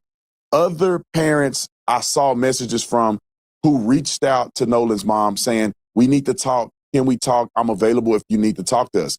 I do not understand at this point why Benjamin Crump would go out and put misinformation out online when he had the availability to talk to these kids and clear these things up like I did before he presented this to the public. We also reached out to Benjamin Crump 4 times. And on the 5th time, they come back and tell us that the family is not doing interviews. We didn't ask to talk to the family. We asked to talk to the attorney, Benjamin Crump. Why? So we can come together as a community and solve what happened to Nolan Wells, not create and stoke division, which is what I've seen Mr. from Tatum, Benjamin that Crump. is exactly what we're trying to do. And I hear everything you're saying. And, I think like a prosecutor, my main goal is to find the truth of what happened to Nolan Wells. And one thing I cannot get away from is the medical examiner. I'm trying to get to tonight's news, which I'm going to get to. But, you were seeing video from WLOX. Speaking of sinking, is at an alleged issue with the boat bilge. Well, Randy and Bunny on TikTok have their interpretation of that. Watch this. Detail assistance, Vicky speaking. How can I help you? Hey, we're at the west tip of Horn, and our bilge pump stopped working. We're sinking. Can y'all please come? We have a membership. All right, of course. How far is the water coming up, sir? Can you give me a description? Ankles? Hello? Hey. Yes. How far is the water coming up, sir? It's coming up. We're just sinking. I don't know. Like we're going down now. That from Randy and Bunny on TikTok. Joe Scott Morgan, very quickly before I can get into why the family believes they need subpoenas to social media giants to get the truth about what happened to Nolan's phone. Anybody can say anything after the fact. Those boys may be innocent. They can look like choir boys, angels now, but I still don't know what happened on that boat. And I still see conflicts. Can they be reconciled? I hope so. But until they are, we're on it. This is what I can't get away from. Control room, please show Joseph Scott Morgan the autopsy diagram of the victim's occipital bone. Okay, I don't care what anybody says. I do not care if an archangel lands on this anchor desk. If he lies to me, I'm using handcuffs for his wrists and a rope for his wings. You hear me? Look at that again. Put it back up. He has deep reddening subcutaneously on the back of his head. Nowhere else. It's not on his neck. The back of his neck anyway. Don't see it on the back. Don't see it anywhere else on the body. So I really don't want to hear a lame explanation that it's lividity of the blood sinking to the back of the body. Number one, the body was on its face. But that said, they kept the neck and the lungs. Lungs to see if he drowned, neck. Why would they keep his neck? I can't get away from this, Joe Scott Morgan, and I don't care how angelic the friends appear, and they may be angels. I don't know that yet. But you can't get away from this, Morgan. No, you can't, and we can't get away from it until the investigation is concluded on the part of the state medical examiner's office and the authorities. And in Mississippi, and I can promise you this, as the day is long, they're not going to release this information because it's an ongoing investigation. I know everybody wants it. Now, what we do have is a second view. We've got a second set of eyes on this from a highly accomplished forensic pathologist, I might add, former chief medical examiner for D.C., and he went over Nolan's body very, very thoroughly. And he in his statements relative to this area states that he cannot make heads or tails of it at this point in time because it's compromised, this area I'm referring to in the occipital area of the head, because it has been compromised through decomposition. Now, he did a multi-layered dissection. And what that means is layer by layer, the skin, sub-Q fat, down through the muscle, which had not previously been done in this manner, according to him. I don't even know if it's annotated in the state medical examiner's report because it hasn't been released yet. They're still waiting. It's pending multiple things. How many times have we heard this over the years? They're doing their own histological studies, which means the tissue samples. And also the big part to this, Nancy, is going to be the toxicology. And we know that takes some time. And it's not just going to be about alcohol. It's going to be everything in the spectrum. Hi, guys. Nancy Grace here. If you are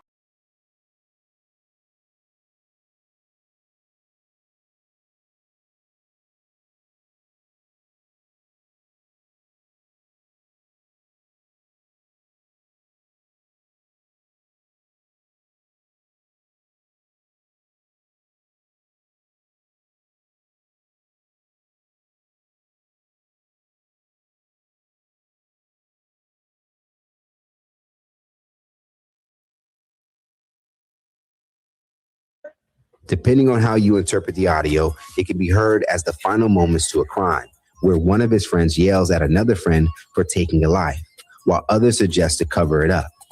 If you do interpret it this way, it could answer how Wells could just end up disappearing out of thin air. Now, a part of this interpretation, Wells' former teammate Bart Edmondson would be called out due to him seemingly being the person to angrily shout out, "Shut the F up," after panic would take over the boat, making it appear as if he had just finished doing something to Wells, in which you would also hear female passengers not being able to contain their emotions with what they were witnessing, as some are suggesting that they heard Nolan. On Wednesday, as more and more people accuse Edmondson as being a possible suspect, it appears that he and his family are now responding with their own attorney, conservative commentator Russ Latino, based in Mississippi. All right. And in the words of that great philosopher from Philly, known as the Broad Street Bully or Beanie Siegel, the plot thickens. I quote, "I can feel it in the air." Peace and blessings. All praises to the Most High. And the scripture says a murderer's tormented conscience will drive him to the grave. Don't protect him. Now, first, I am not saying that Bart Edmondson is a murderer, but it sure looks like he is being protected now because he has lawyered up. Let me start this video by saying I am not accusing Bart Edmondson of anything. Everything I say on this video is for entertainment purposes only and sharing of information about what is currently going on in the media space.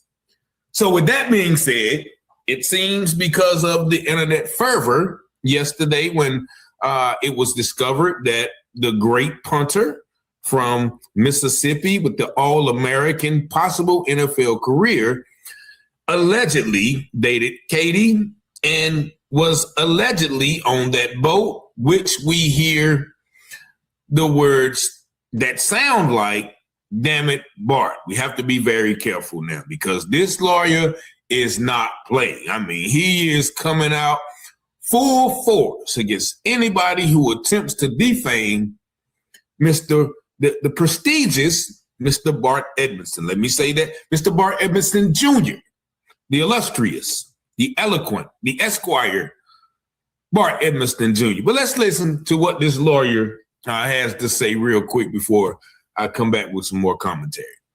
Wednesday morning, Latino would announce that he is now joining the Edmondson family to clear Bart's name and go after anyone making defamatory statements. On Facebook, he would go on to write, I have been retained by the family of Bart Edmondson to pursue people defaming him with wholly fabricated assertions of fact that are putting Bart, his family, and friends in harm's way.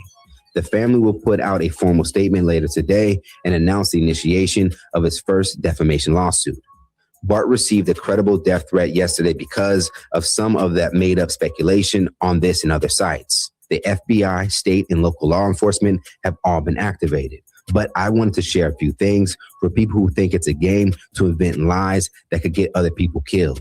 We have hired a private investigator firm to identify and track individuals engaged in defamation against the Edmondsons. If you are young, naive, or lack the resources to pay a civil judgment, will not clear us from filing a lawsuit against you. This is not about money for my clients. They want to protect their family, and they want to curb people who lie recklessly. If you make up something out of thin air or share something you don't know to be true, adding the word allegedly or saying people are reporting will not save you from a defamation lawsuit. We will address the falsehoods being presented methodically, but now is not the time for that. Now is the time to make very clear that we intend to be unrelenting against people who are lying online for clicks and likes. The Edmondsons and the broader Ocean Springs community grieve for the loss of Nolan Wells. They want the truth and peace for Nolan's family. People making things up online that put others at risk are not honoring Nolan's life or loss. They're not bringing us closer to the truth, but pulling us away. This will be a large, potentially nationwide task. If you're a lawyer who believes that the rule of law, the presumption of innocence, and our very commitment to truth is in jeopardy and want to do something about it, please reach out to me privately. Now, before Latino... Okay, so let's unpack that.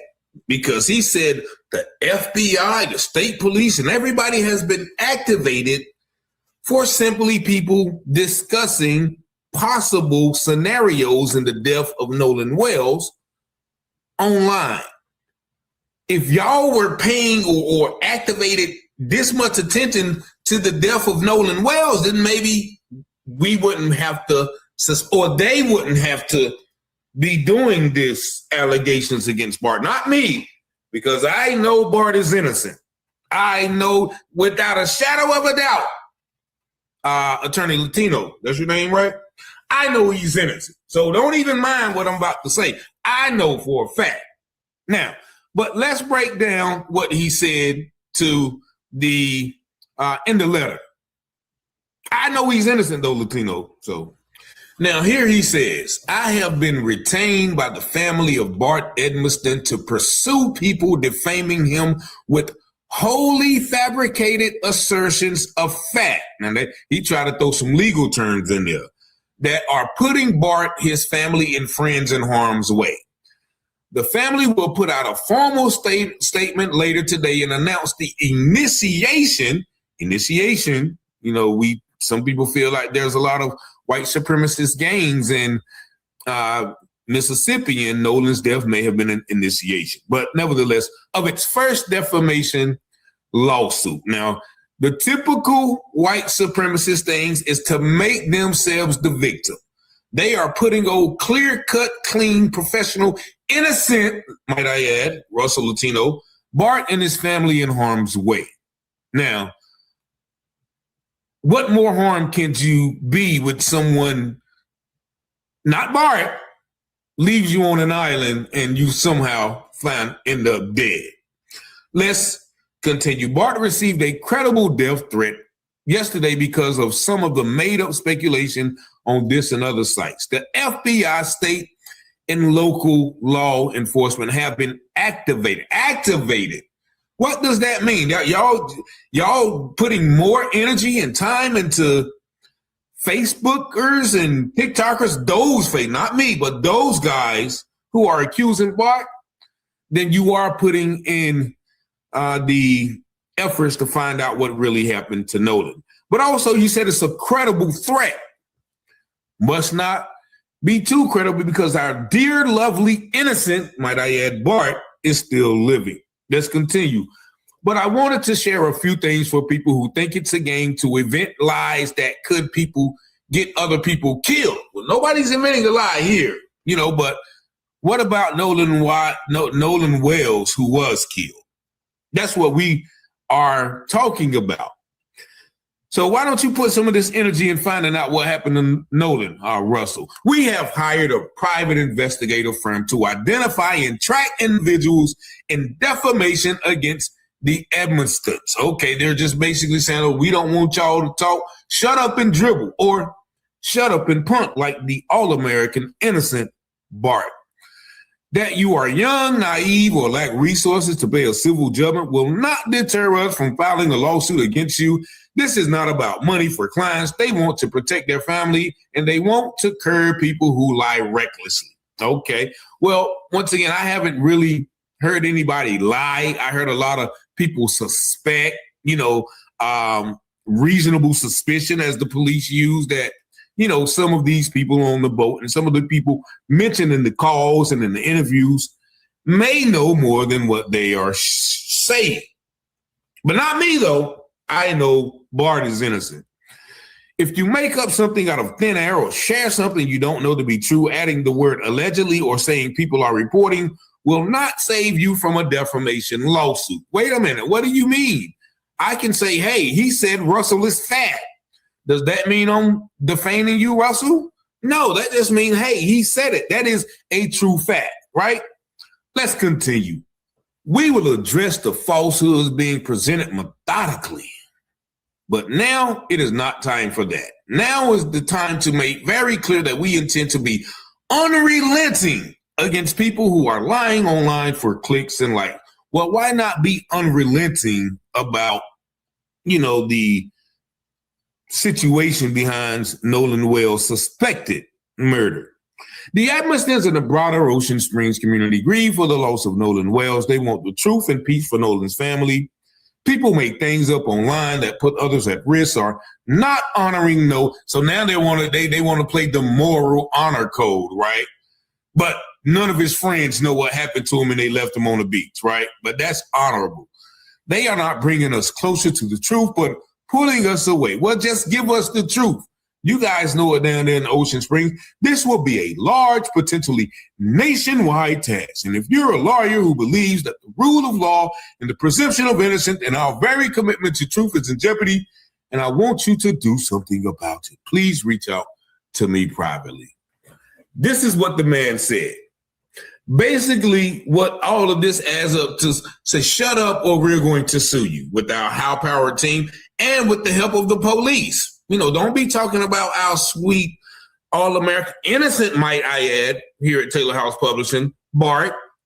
Don't be talking about him because, he was in a vicinity where, someone may have lost their life under nefarious conditions, but not Bart. He didn't do anything. So just let me make that clear. All right. And also, right, in addition to this lawyer's soliloquy, they say Bart's mother even chimed in. Let's take a listen to what she has to say. Privately. Now, before Latino would release his statement, Bart's own mother on Tuesday would break her own silence after her son was accused of wrongdoings related to the case of Nolan Wells. While responding to a user on Facebook, she would clarify a previous comment that Bart looks to have made about the last time he was in a certain part of Mississippi, causing some to accuse him of lying. His mother would go on to say, "You are steering the pot by reposting things that are not factual, and you have manipulated words." He said he has not been in past Christian Mississippi in a year, which is where that picture was taken. He was clarifying that he was not present there. He never said he was not in Mississippi. I have a screenshot of it if you need me to send that to you.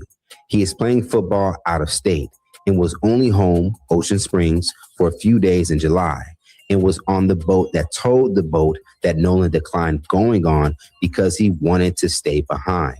The audio. See how she conveniently spreads the narrative? You know, she made it a point to say that Nolan declined going on because he wanted to stay beside. How do we know that? You may be defaming Nolan's character because we don't know what he did. Only thing nobody knows, dead man tell no tale. So we don't know what he did, but you don't know that either. So stop defaming Nolan. But your son Bart is innocent, and you are too. Let's continue. That you were referring to is not as you guys see. They were panicking and creating a plan to get the boat saved from sinking.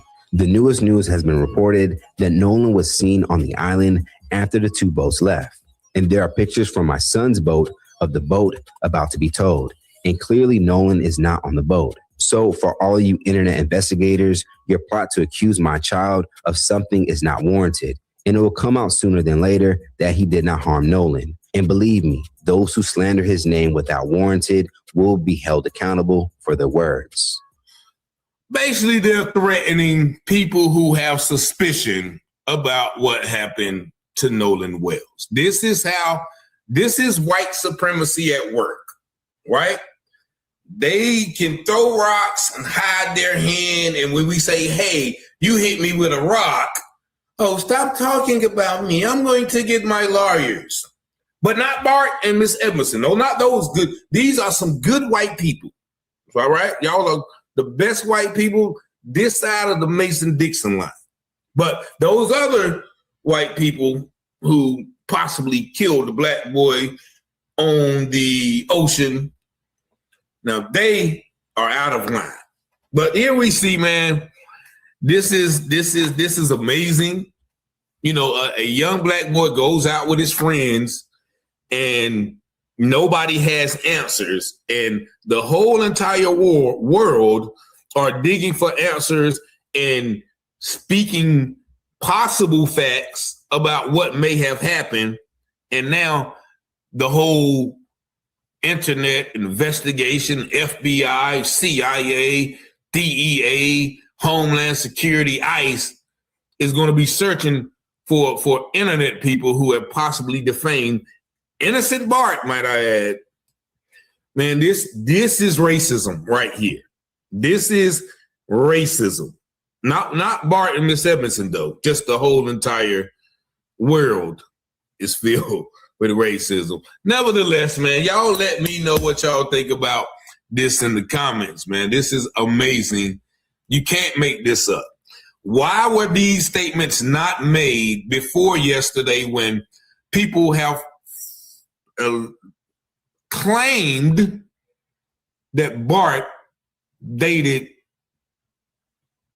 Katie? Now, I simply asked a question on my last video because I just heard so many say, listen, y'all let me know what y'all think about this video in the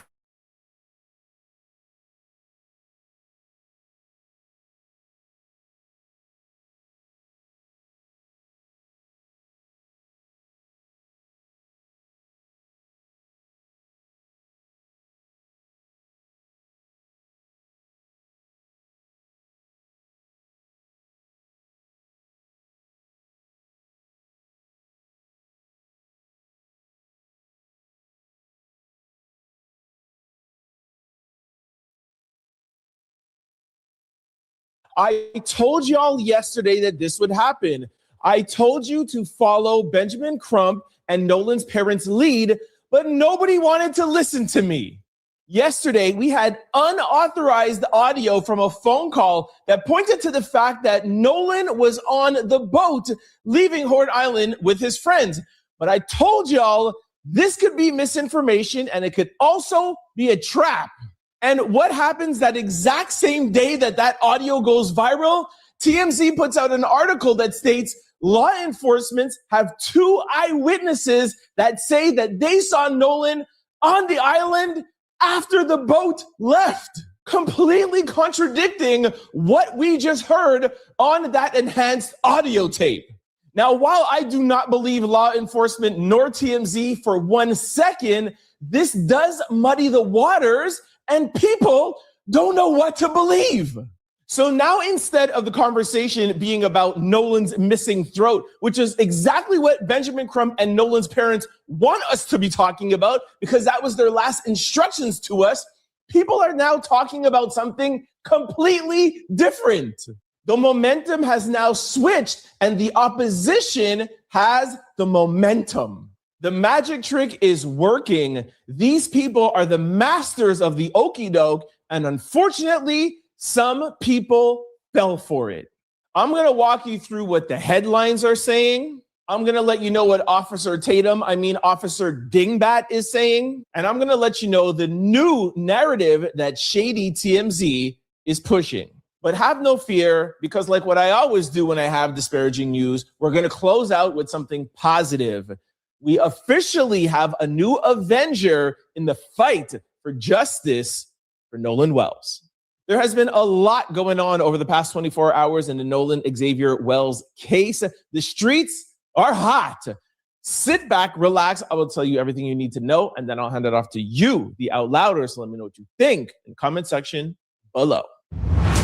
Nolan Wells, evidence shows he was on island when friend's boat left. Oh, and it gets worse. Here's another headline. Here we go. Now witnesses suddenly claim Nolan Wells was drinking heavily after enhanced audio sparks more questions. Okay, I'm going to get into the details of these articles. I'm going to read the TMZ article for you. But before I do, I just want to highlight something. How is it that after 3 weeks of us hearing nothing from law enforcement, the DA, everything is sealed up, we don't want to hear nothing. How is it the day that this enhanced audio comes out, all of a sudden, we hear 2 eyewitnesses, key witnesses that say, I saw Nolan on the island after 4 p.m. Yeah, as soon as those boys left, I saw them leaving. I saw Nolan there. All of a sudden, y'all want to tell me that this is not corruption? Y'all want to tell me that these 2 people are not paid off? Give me a break. Go ahead. Please try to tell me that there's not corruption in Mississippi. I'll wait. Please go ahead. Yeah, I can't wait longer because I'll be waiting here all day. Like, this is 100% clear factual evidence that there's corruption going on. And like I said yesterday, this is a setup, y'all. There's a reason why Benjamin Crump did not post the audio. And I'm not saying the audio is real or not real or whatever. Y'all can discuss that in the comments. All I'm saying is follow Benjamin Crump's lead. Follow the parents' lead. I always say that to y'all. We are here in support of Christine and Elmore. That's their baby. Say whatever you want about Benjamin Crump. He is nationally renowned.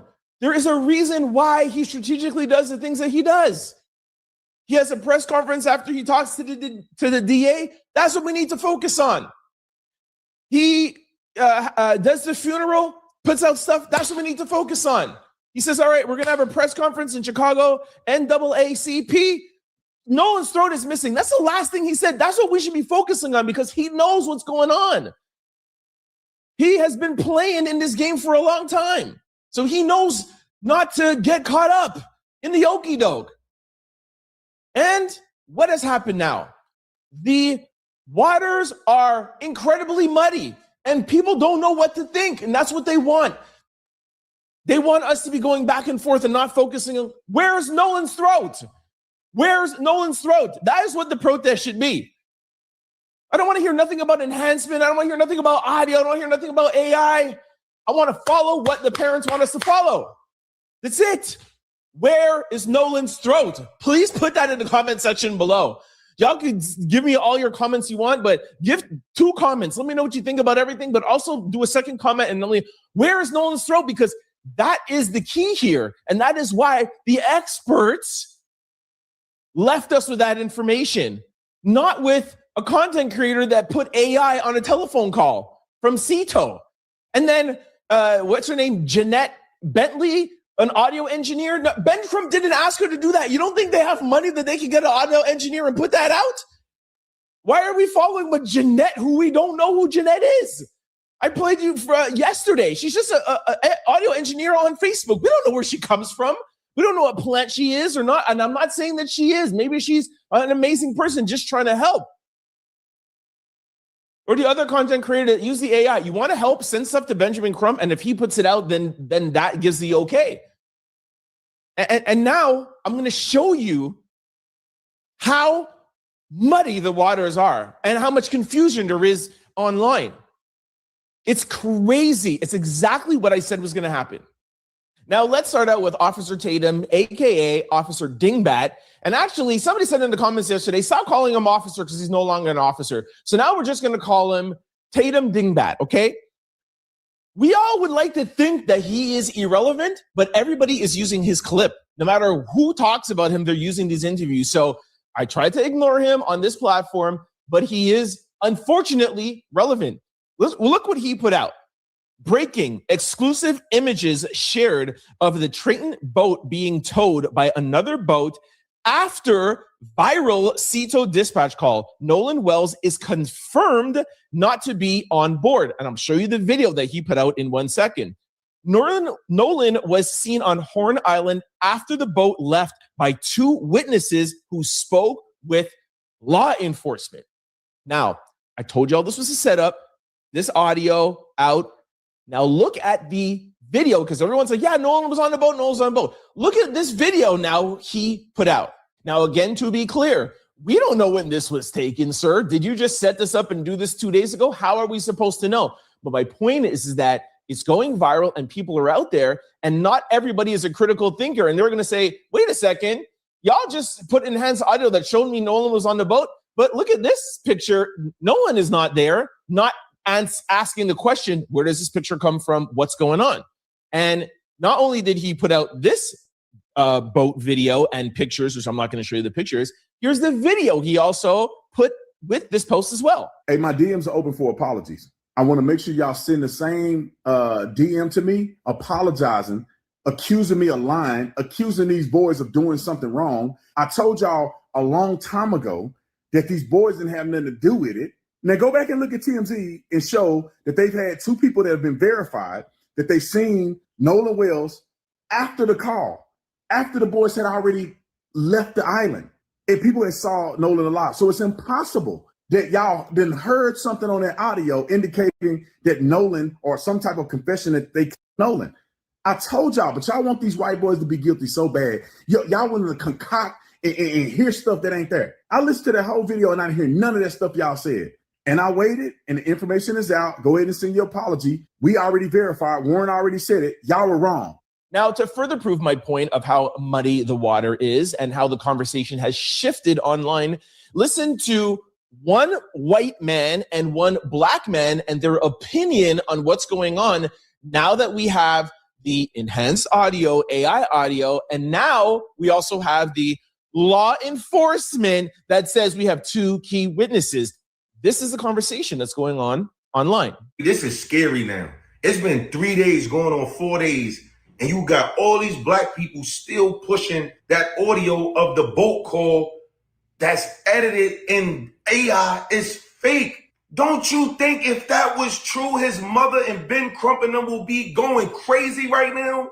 Don't you think they will be knocking at that kid door that called and gave his number, his name, and all the information? That's the whole case. 3 days later, his mother didn't say nothing about that. Ben Crump didn't say nothing about that. And I'm trying to tell y'all, that's fake. And y'all arguing me down, talking about, yo, you a sellout.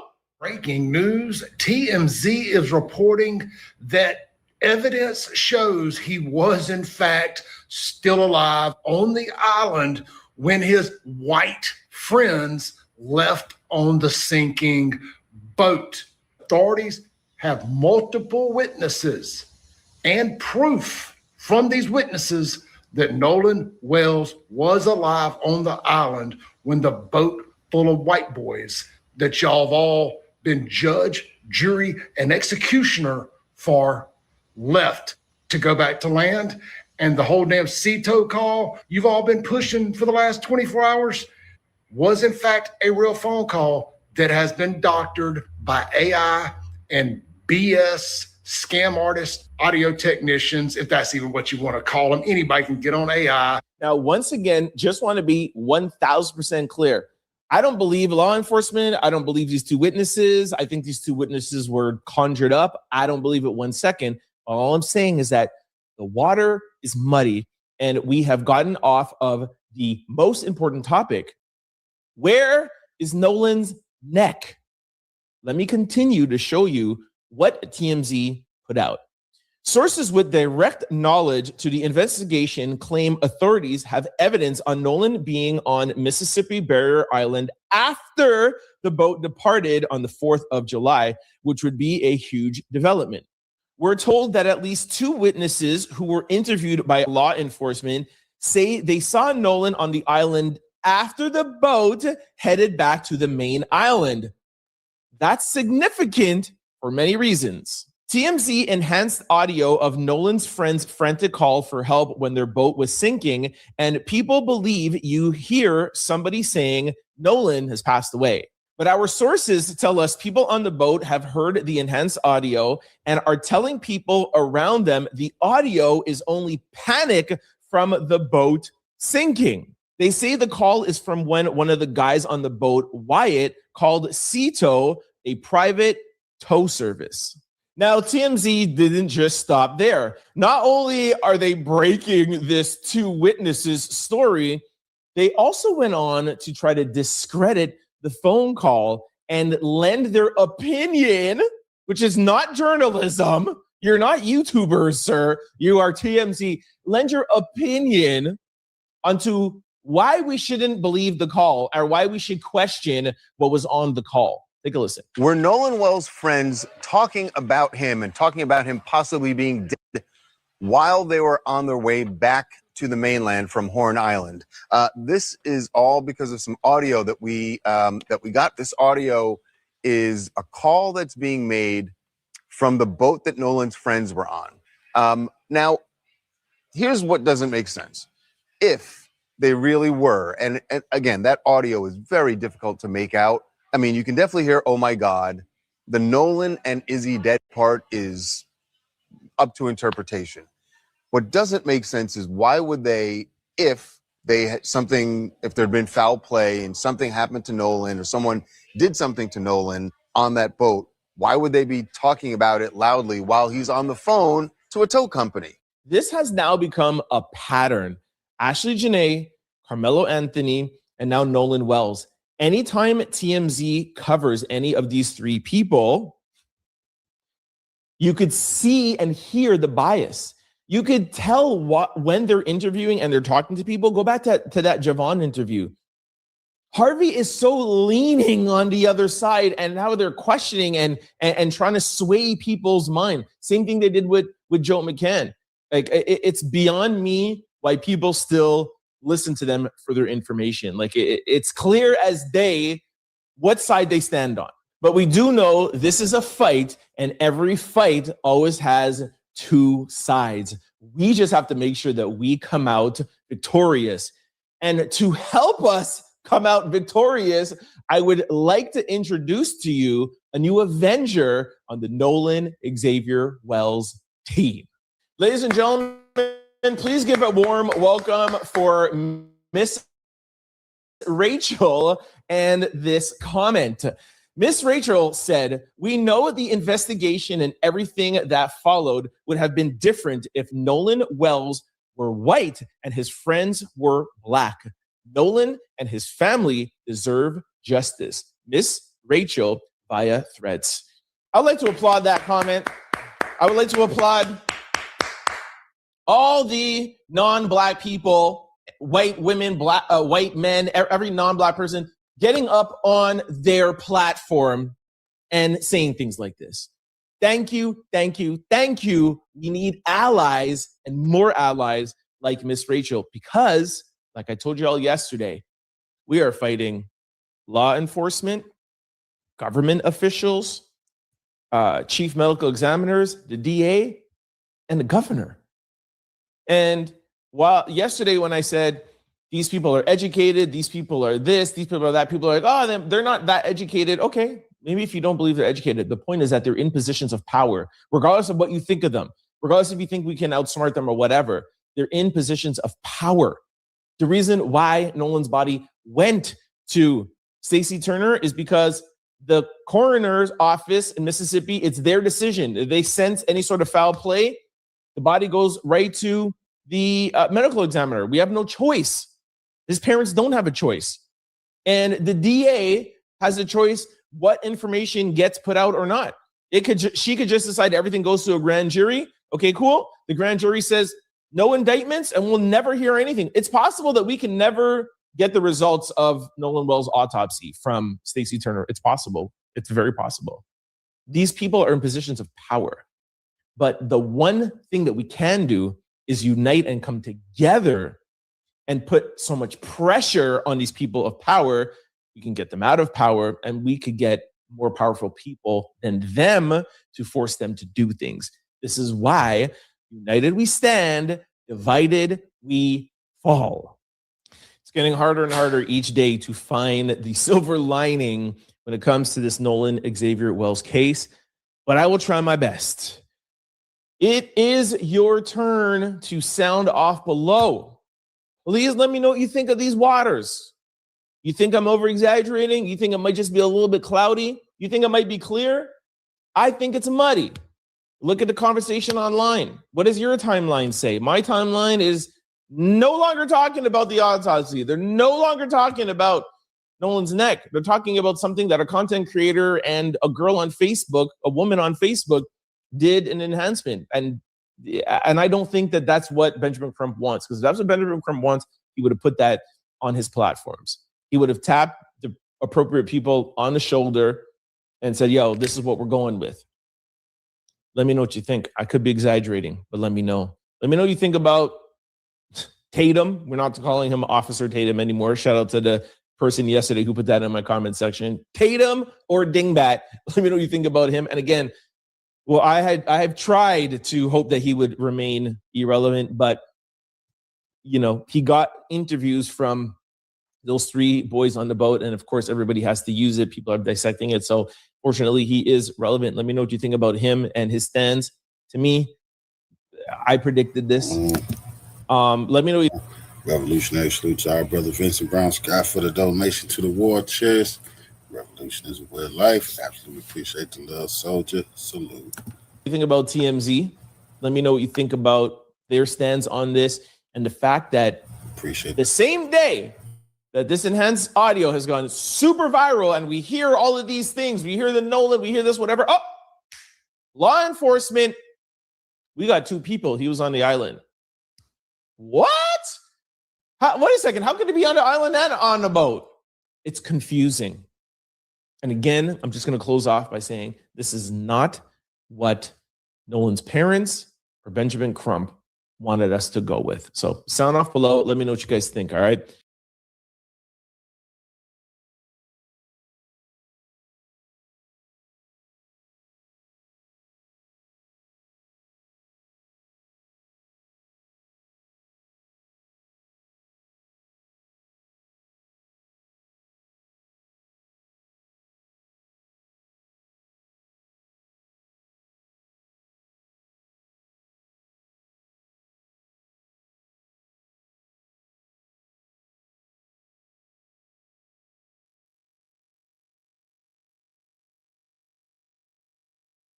Okay. Can't argue with that. Okay. Dr. Jones, what will the evidence reveal? Let's just start on Nolan Wells's cell phone. Let's start with Snapchat. Sure. So on his cell phone, any images taken for whatever app are going to be stored locally, at least temporarily. So Snap is one of those apps that deletes the picture afterwards. The key here is that when digital files are deleted, the data does not immediately go away. So the data is left intact, at least for fractions of a second, sometimes hours, days, weeks. So what they'll find, assuming that they have access to the unencrypted data on the phone, is they will find bits and pieces of old text messages, videos, pictures taken, and that might reveal something that they can timestamp to the event in question, yet the picture is not still in the active files. That would suggest a deletion. Okay, hold on just a moment. Let me see, Jones. Dr. Jones, I'm just a trial lawyer. I need you to explain carefully what you just said. Let me ask you some pointed questions. Snap is different, very different. Hold on, doctor. Let me go to Tanya Jordan, Chief Parent Officer at Bark Parental Controls, author of Parenting in a Tech World. Snap is a whole nother can of worms. The other night, example, my son and I, John David, we both love Kung Fu. We're watching The Ultimate Ip Man, and I fell asleep. It was 2:00 in the morning. I woke up and I looked at him. He's furiously on his phone. And of course, that raises a red flag. Why is your son on the phone at 2 a.m.? I said, son, what are you doing? And he said, I'm responding to a snap. I'm like, let me see. Who's snapping you at 2:00 in the morning? It's some freaky dude in his underwear on the other side of the world. He went, gross, number one. And he said, they disappear. Okay. Snap. What is it? Snap is an app that was developed to send disappearing nudes many, many years ago. So it's why children today now flock to that app and parents allow it. Myself included. I regret letting my son have that app. So now fast forward to today, children think that this media disappears because that's the user interface presented to them. But the media does not disappear. Children sitting on either side of them can take a picture with their phone, and that data lives on Snap servers because, as we know, law enforcement has had a heck of a time subpoenaing them and getting access to it. Okay, that's gibberish. So, does a snap disappear? A snap appears to disappear to a user. So if I send a snap, and let's say, Nancy, you send me a snap. When I open it up, it disappears from my view. But that media, that photo, that video that you sent me, it is still alive in Snap's ownership. Okay. So what that means to me as a trial lawyer is I can subpoena it and I can see it. Yes. Okay. That made perfect sense. Now I get it. So my son is telling the truth that it disappeared. Yes. To him. To him. But not to Snap. Okay. All right. What about WhatsApp? That doesn't disappear. Correct. WhatsApp does not disappear, but WhatsApp is also purported to be encrypted. So Meta moved in a very big disappointment to anybody who cares about child safety to make WhatsApp end-to-end encrypted. So good luck to law enforcement trying to get anything that happened on that app. To Dr. Jim Jones, digital forensics expert, associate professor, George Mason University, program director, on and on. Dr. Jones, I, like Nolan's mother, find it very unusual that Nolan, for a period of hours, there's nothing. He is a prolific snapper, Insta, you name it. There's nothing there. I got a problem, number one, of him separating himself from the phone. But no teen does that. Nobody does that. But if he's out in the water, he may leave it on the boat so it doesn't get damaged. But I find it hard to believe that he left the boat, leave with it and his keys, and that he wasn't taking pictures and on the boat, on the way out there. Where's all that? That's human behavior, which is not your forte. But Dr. Jones, explain to me what these subpoenas mean? Dr. Jones, from what we are learning in the last 24 hours, Nolan's family demands all IP addresses associated with his accounts, all communications, chats, posts, stories. You can explain later to Tanya what is a story, and all other information. The phone is critical because there's nothing on it for the critical hours. Subpoenas issued in the last hours to Snapchat, WhatsApp, TikTok, Meta, all Meta platforms, and all location tracking platforms, including Life 360. Okay, doctor, what does it mean? So what they're trying to do is find everything that was pushed up to the servers. And as Tatiana pointed out, some of this content is encrypted as it goes through the servers. So they won't be able to see the content on the server, but they'll have a record that an image or a video or a message came through.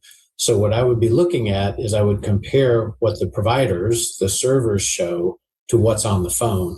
And if I find a discrepancy, that would suggest that something has been deleted from the phone. Anybody that had access to the phone could easily delete something on the phone, much harder to delete what's being held on the servers from the phone. I assume his phone had a password. There are certain things that you need the password to do, such as delete activity. But if you don't have a password and you pick up your phone, if you're touching the screen, that leaves a trace. If you're trying to power it off, that leaves a trace. So we should be able to see people without a password trying to actively interact with that phone, as well as someone that has it. So we would do a forensic acquisition, and that's really important here. Someone just looking in the phone, you can get a glimpse, but you can't see what's deleted and hiding below the surface. We need a forensic acquisition to do that.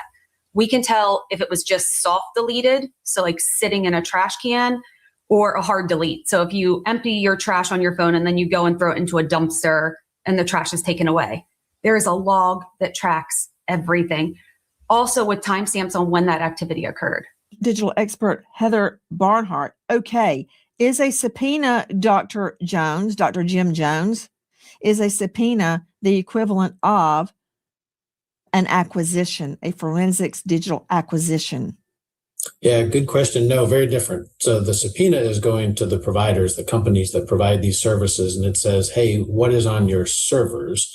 The physical acquisition is going to get a copy of the raw data stored on the phone. And to Heather's point, what you see through the interface is only a small fraction of what's actually stored on the device. It's a very busy place and things are being replaced and removed all the time. The physical acquisition will take a snapshot in time of anything that's left, in particular, the fragments. She also made a very good point about the logs. Phones, modern smartphones, keep very detailed logs. It's not the picture, but it will tell you that someone deleted a picture, and you may even have a timestamp or other metadata that would help you know something about that content, even if you can't see the content anymore. So, Dr. Jim Jones, if I delete something, let's just pretend it's a text. We delete a text. Then you go to the deleted file and delete it from the deleted file. We can't see it, but there is a record of that, and it is very likely revivable. Yes, to the record, for sure. There's a record of that action happening. Revivability depends on how long it's been since it was deleted and what else the phone has been doing. So it's a very unpredictable process. Think of it as something that decays over time. Sometimes that decay is very rapid, sometimes it's slow. And we know there's a difference in retrieval time on an iPhone versus an Android. It's a very delicate process. John Mobley, veteran trial lawyer, South Carolina. What is it Nolan's mother wants from social media giants? Everything. That's what they want. And I've been saying this from the beginning. These are the types of things they should have been doing from the beginning.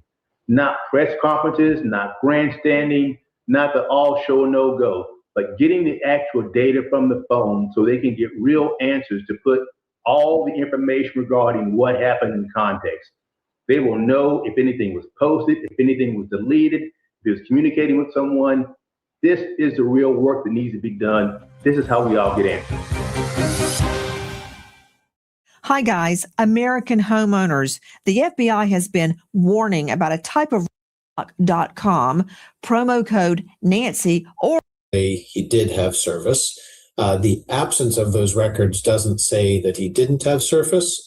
However, the cell phone provider through the tower records could show that, because every time a cell phone talks to a tower, a record is created. excellent. The ping trail. Okay, back to Officer Tatum, star of The Officer Tatum on YouTube.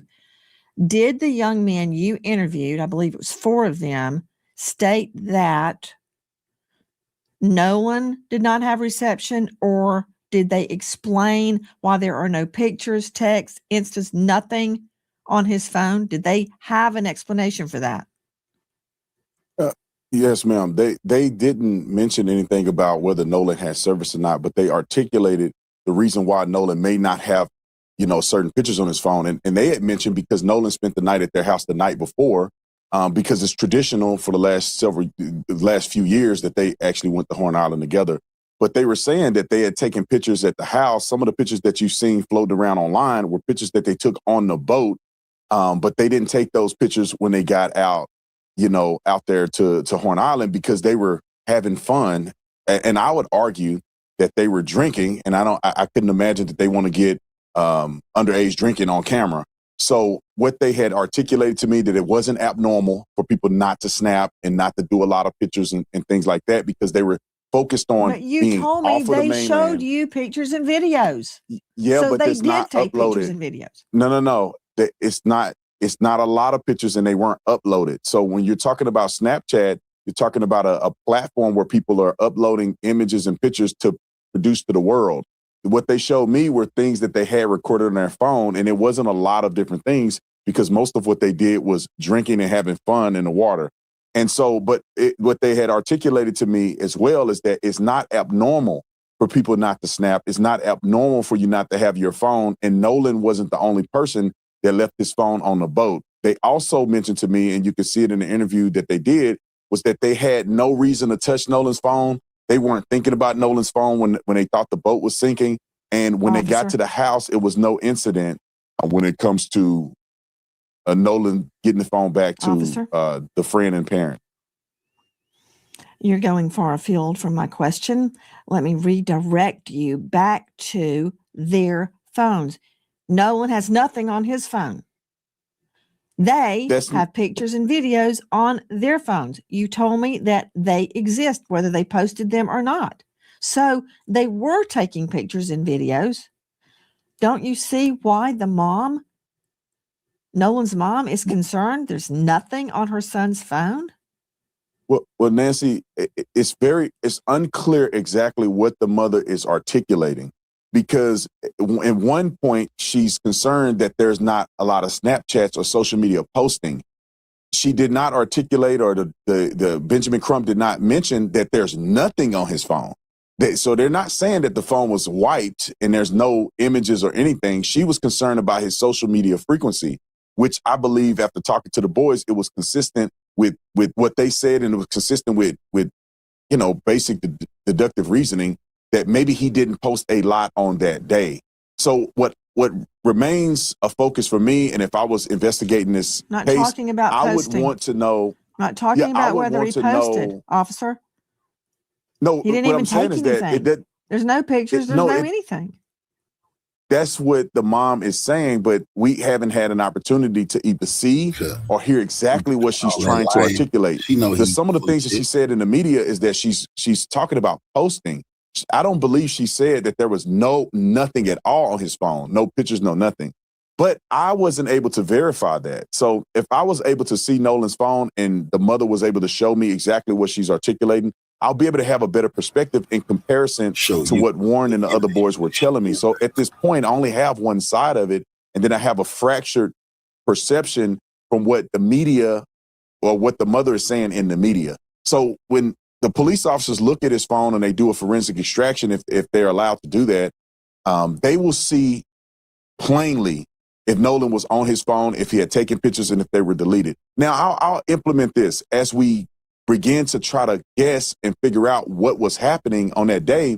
it doesn't seem to be reasonable to suggest that the boys were in his phone deleting things. Now, after hanging out with the boys and getting to know them well, they're very intelligent young men, very savvy, and they were raised well.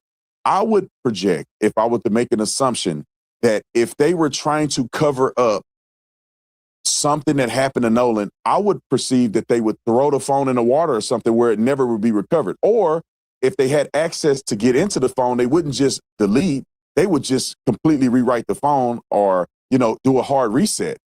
Or they wouldn't give the phone back to mama or the family anyway.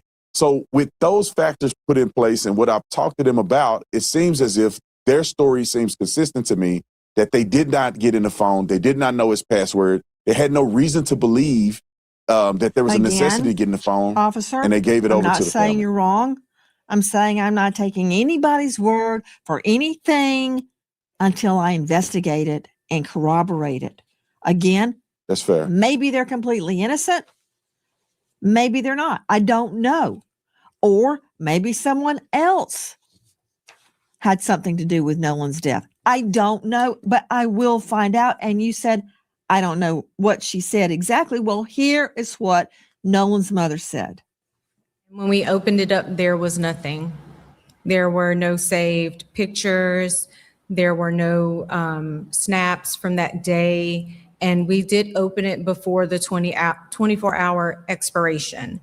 So we found that very concerning, only because anyone who's ever been around Nolan will tell you at social gatherings, he's taking videos, he's taking pictures, he's even come up to me when I'm getting ready to go to bed. Hey, Ma, come on, take a picture of me. Like he's just, that was Nolan.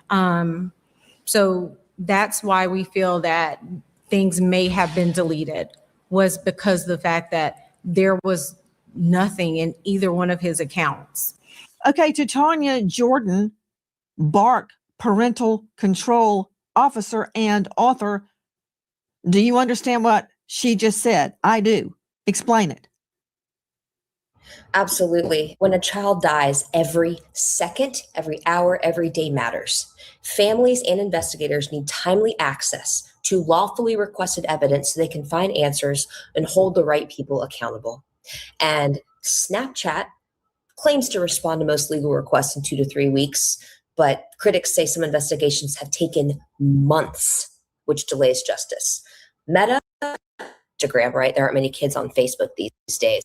There's no public average for subpoena response times, but it varies. It varies. And investigators have criticized delays in some really high-profile child safety and teen death cases. WhatsApp, we talked about that earlier. Even with a warrant, Meta generally cannot read or produce message content because it doesn't have it. That's what we were talking about with the challenges with encryption. It's not a response time thing, it's the encryption. So I don't know if I answered your question, but I just felt it was really important to be very clear about what we need for justice and what social media companies are not providing in a timely manner. You're very clear. I want Tatum to be right. I want this to be easily explainable when we know all the facts. But we will not stop until we know the facts. If you know or think you know anything regarding Nolan's case,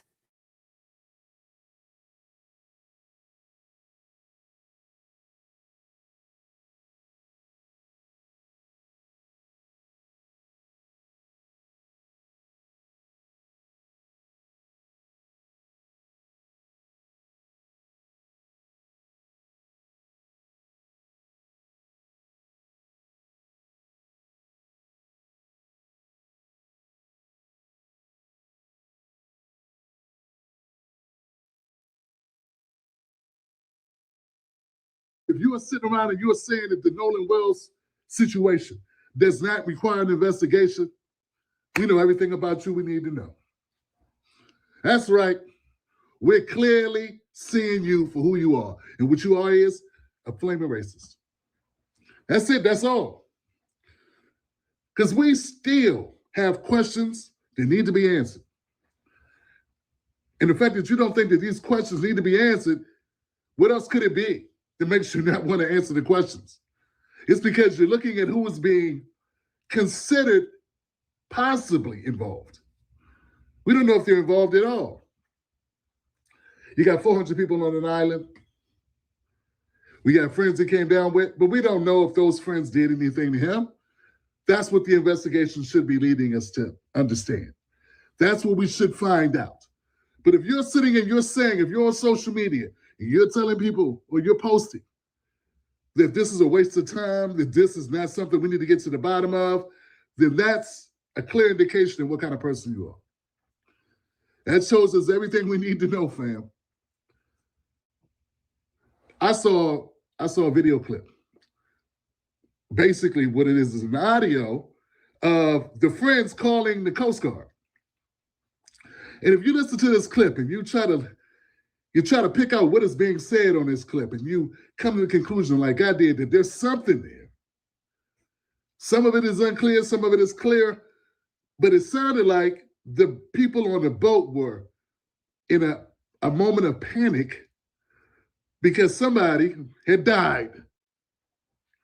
So let me put this together. We got audio clip on the Coast Guard, into the Coast Guard, from the kids on the boat, the young men on the boat, where they're panicking, they're asking for help. And it sounds like a very incriminating piece of content. And you're going to tell me, you're not the least bit curious about if this audio is accurately or genuine, or if this has anything to do with Nolan Wells. You're not even curious. I understand why you're not. Because you're more concerned with the color of the possible perpetrators who may be covering their asses, and you're less concerned because of the color of the victim, of the deceased, Nolan Wells. You can't convince me of anything other than that. Because Nolan Wells does not have a track record in any way that should make you feel like you don't want to get to the bottom of this situation. What other case could it be? What other reason could you have for not wanting to find out what happened with this young man? I'd love for you to explain to me. So folks, I like to leave room for people to expose who they are, because me telling you who they are is never as effective as when they show you who they are themselves. So you let these people talk. We all knew Brandon Tatum was a garbage person. We all knew that. Fam, if there was an audio clip that came out that said, well, somebody talking about Charlie Kirk, and it sounded like they were talking about doing something to Charlie Kirk, and something, as we know, something did happen to Charlie Kirk, you don't think that Brandon Tatum would be right there trying to get to the bottom of it? Or do you think Brandon Tatum would say, let the investigation do its thing. We don't need to have these conversations? No, he would definitely be jumping up and down talking about this tape. See, what this does is expose them. Now, don't get me wrong. I didn't need exposure of Brandon Tatum to understand who he is. This Nolan Wells situation just further shows who he is, but we already knew who he was way before this. We've been got it with him. And what's bad about it is when we have a situation like this, where we have a Brandon Tatum, we have these conservatives going after Nolan Wells, people that are investigating it, people that are interested, people just having conversations about trying to figure out what happened to this young man. We have these sides. And don't get me wrong, I don't really want to be on the side of some of these people. I tend to believe, for instance, I believe that D.L. Hughley is full of shit. Just like I believe Brandon Tatum, Scratum, is full of shit. But at the end of the day, one is less full of shit than the other right now. And right now, Brandon is the one who's completely full of it. He interviewed these kids, these young men, I keep calling them kids, but we all know they're young men, they're over 18. And because the young man said, hey, here goes my situation, and I had nothing to do with it, and we all love Nolan, and then he gave this unconvincing testimony to Brandon Tatum as if that was going to exonerate him, and it doesn't. All it did was open up the door for more questions. And now he will most definitely should be interviewed again, because a lot of what he said sounded inconsistent. I can say this. I won't let go of the Nolan Wells case, this investigation. I will not cease my coverage because I want to know what happened to the young man. Just like any other person, I have a vested interest at this point to finding out what occurred. And I'm not going to take the state, Mississippi's version of events that he just drowned without evidence. Now, if they present us with evidence that is believable, and I want to underscore this, the evidence has to be believable because they could just cook the books on any of this. So we got to be able to look at the evidence that they present and say, okay, do I believe this? Or do I think this is credible evidence? Or do I think maybe Mississippi just doesn't want the good old boys to go to jail? And I tell you this, I don't know what happened to Nolan Wells. That's what we're trying to find out. But, if this was, I still believe if the situations were reversed, if Nolan Wells was a white kid and all his friends were black that he was hanging out with, and he comes up missing, you know what? Not only would white people be trying to find out what happened, so would Black Americans.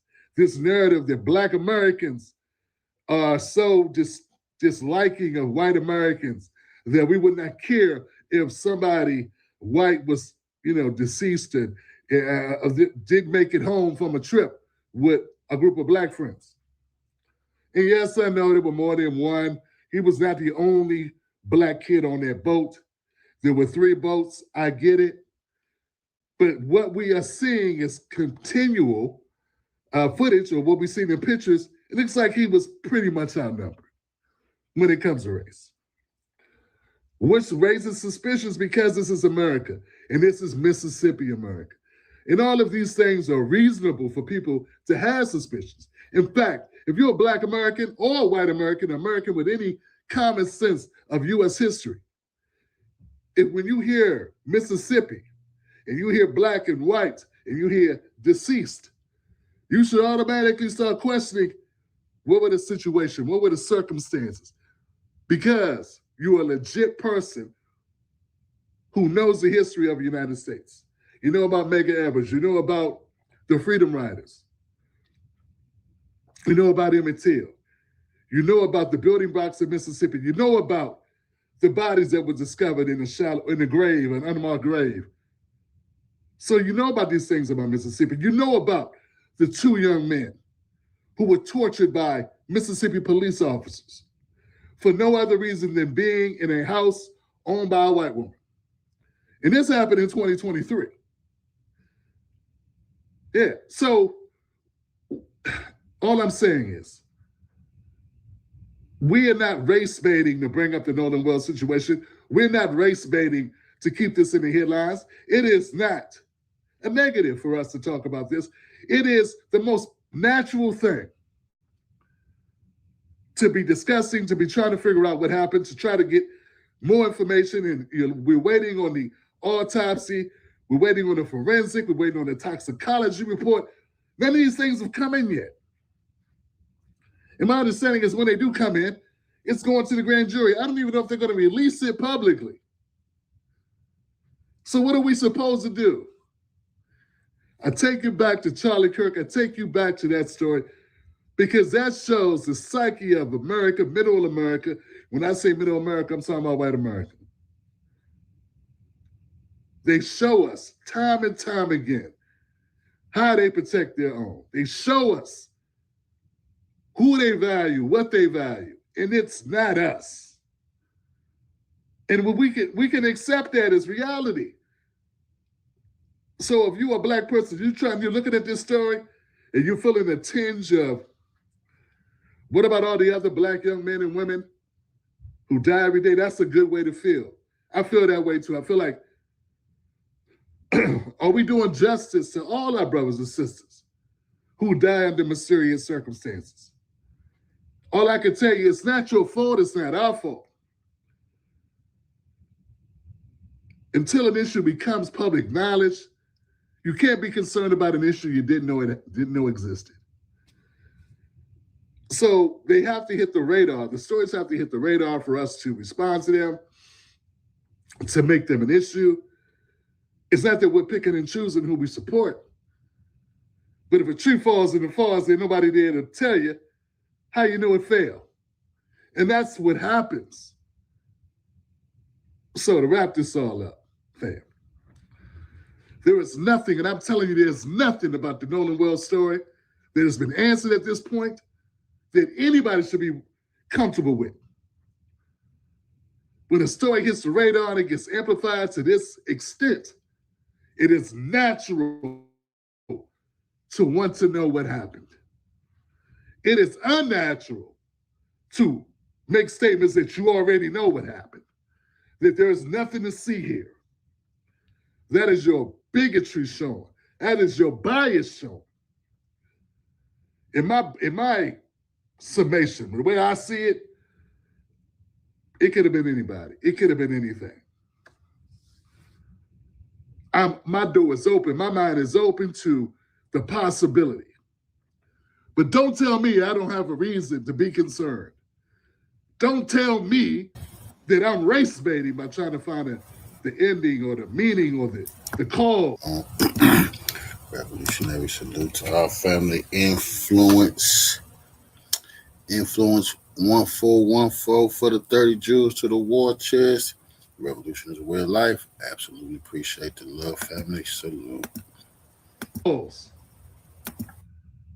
I'm doing what I wish would have been done for my daughter. Finding out how it happened, why it happened, and who was responsible. And I think any parent, any neighbor, any friend, any citizen should want justice for fellow citizens. And until we get to the point where that is commonplace, where that is not considered race baiting or race hating, until we get to that place, then where are we? We are lost.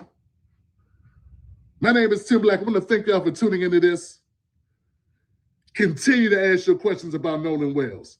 Continue to be nosy. Continue the conversations. And we will continue to look at other stories, other incidents like this, and we want to amplify them and keep the pressure on the politicians and the pressure on the government officials. Why? Because that's our job, our duty as concerned citizens. That's what we do.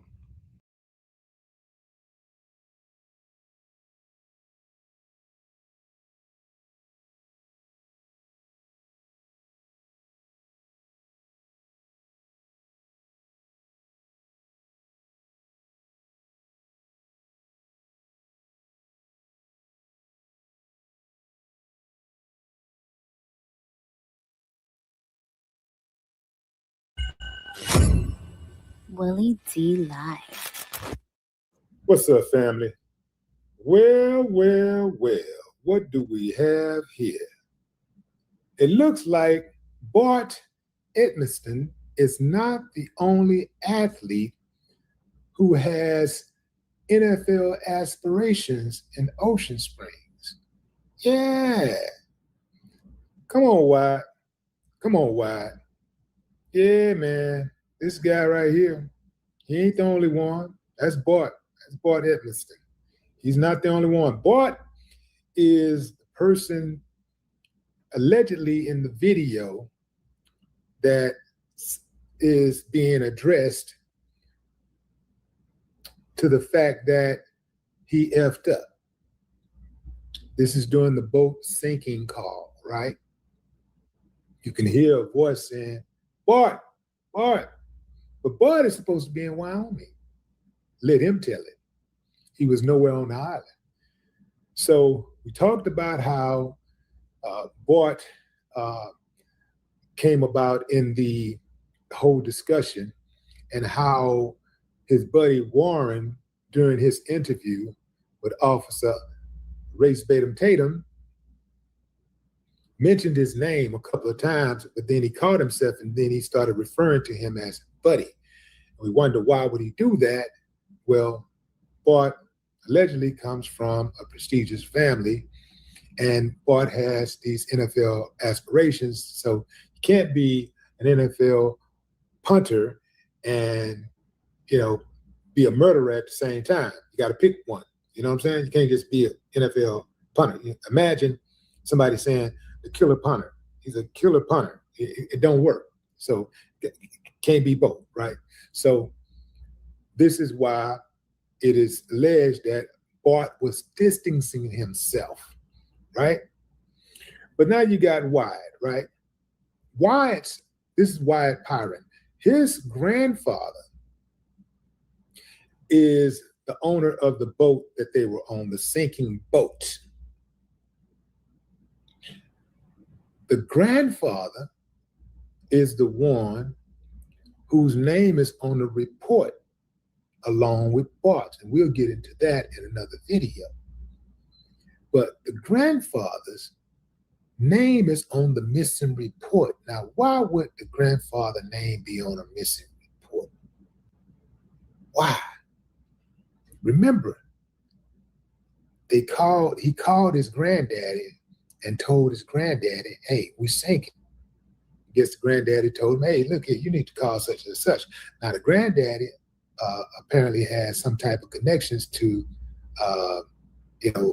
boating, the whole boating industry.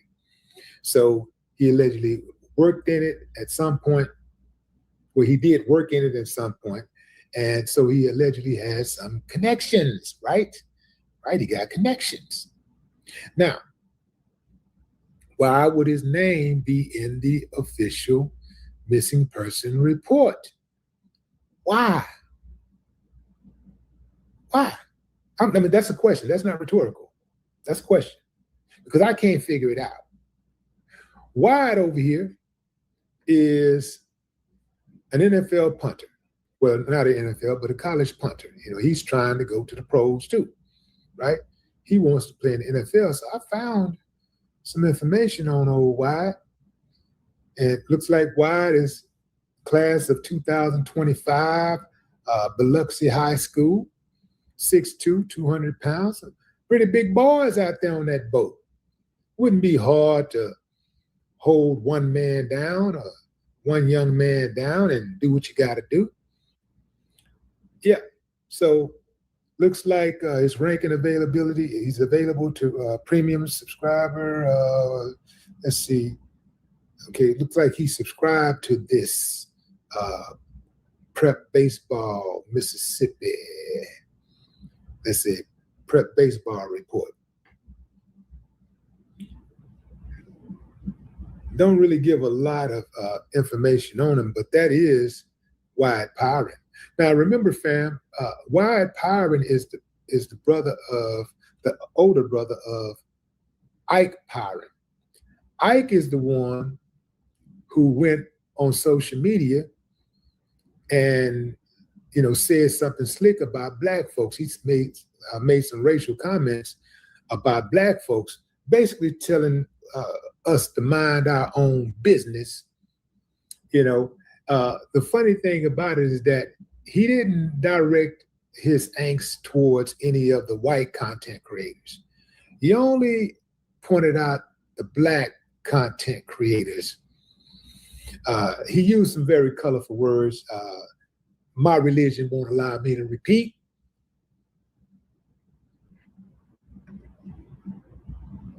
But anyway, fam, yeah. So, yeah, he used some very colorful words. It just appears that Wyatt was perhaps raised in a type of household that encouraged bigotry. I'm just saying that's what it appears. I don't know for certain, but that just seems like what it appears, right? Now, some of y'all are sitting over there, you got a scowl on your face and you're mad at me for saying this. But hey, man, 2 + 2 is 4. Anywhere in the world. It ain't never going to be 7. It ain't never going to be 10. It ain't never going to be 125. It's going to always be 4.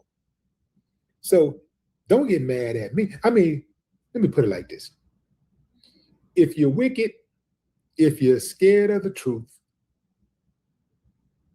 if you don't want the truth to be known, then go ahead and be mad. I don't give a damn if you're mad. Be mad all you want. Be mad till you bust a vein in your head. I don't give a damn. But for the rest of us, it's important that we follow every lead. That's right. And why do we have to do the work of the investigators? Because they won't do it. That's why. If we sit around and wait on them, it ain't never gonna happen. Right now, if the parents of Nolan Wells would have sat around and waited on the investigators to collect his phone and his keys, they'd still be in the possession of his so-called friends. So yeah, we putting in that work. And if you're involved in Nolan Wells' death in any kind of way, you will be exposed sooner or later. You will be exposed. I know y'all thought it was never going to get out. You never thought it would go this far. Y'all thought that as long as y'all kept it a secret between y'all and everybody just stood on 10, kept their mouths shut, it couldn't go any further. Because, you know, the authorities ain't interested in taking it any further anyway. Black body float up in the water. Accident. Point blank here, accident or intentional suicide. Right? They're never going to point out these little kids over here and say they did it. They had something to do with it. They're going to take them home and make sure they get a nice little comfortable meal and, you know, make sure that the parents are okay with the way that they handle them and in the time that they brought them home, that they bring them home in a timely manner from the time that they, in the time that they approach them. They got to ask the parents, hey, you happy with the job I did? Did I handle them with care? You know, I just want you to know, I never talked to them. I never spoke to them. I didn't ask them any investigative questions like we're taught in the academy. I never asked them any of that, okay?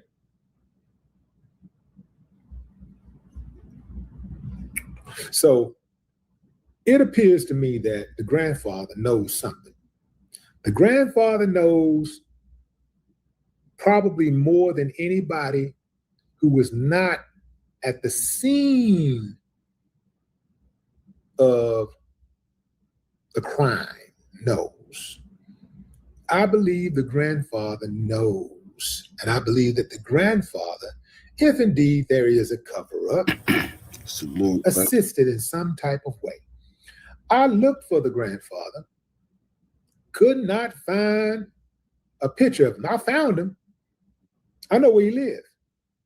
Yeah, I know where he lives. I know where he used to live.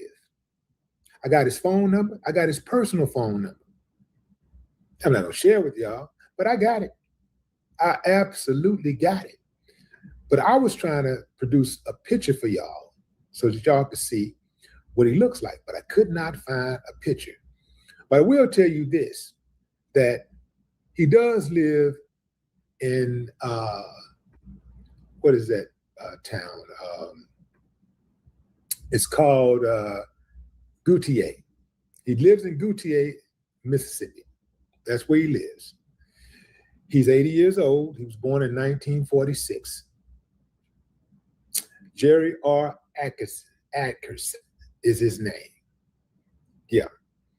And let me see what else I got on him that I can share with y'all.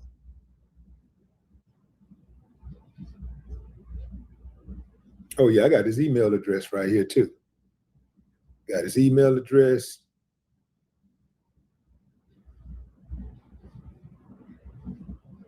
Got his relatives' information. Yeah. So I got a lot of information. I just can't share it with y'all, fam, because I already know how that go. You know what I'm saying? You know, you put that out there.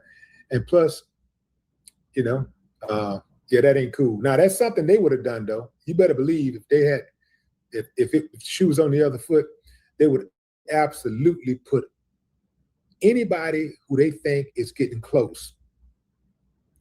They would put their information out there. They would dox them. They would absolutely put it out there because they're uncivilized mutts. That's the way that goes. But yeah, the grandfather is connected to the case.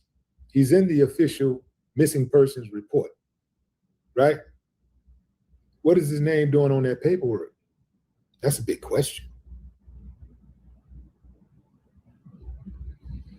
Come on, Jerry. Come on, Jerry. Speak on it. You're 80 years old, man. Clear your conscience. You might not have many more days left, man. May not have many more. Go ahead and clear your conscience, man. Get it off your chest. And while you're at it, tell us about those other mysteries that you know of. Yeah, 80 years, white dude, Mississippi, grandson involved, the disappearance of a black boy. Investigate, investigate, investigate. No more talk.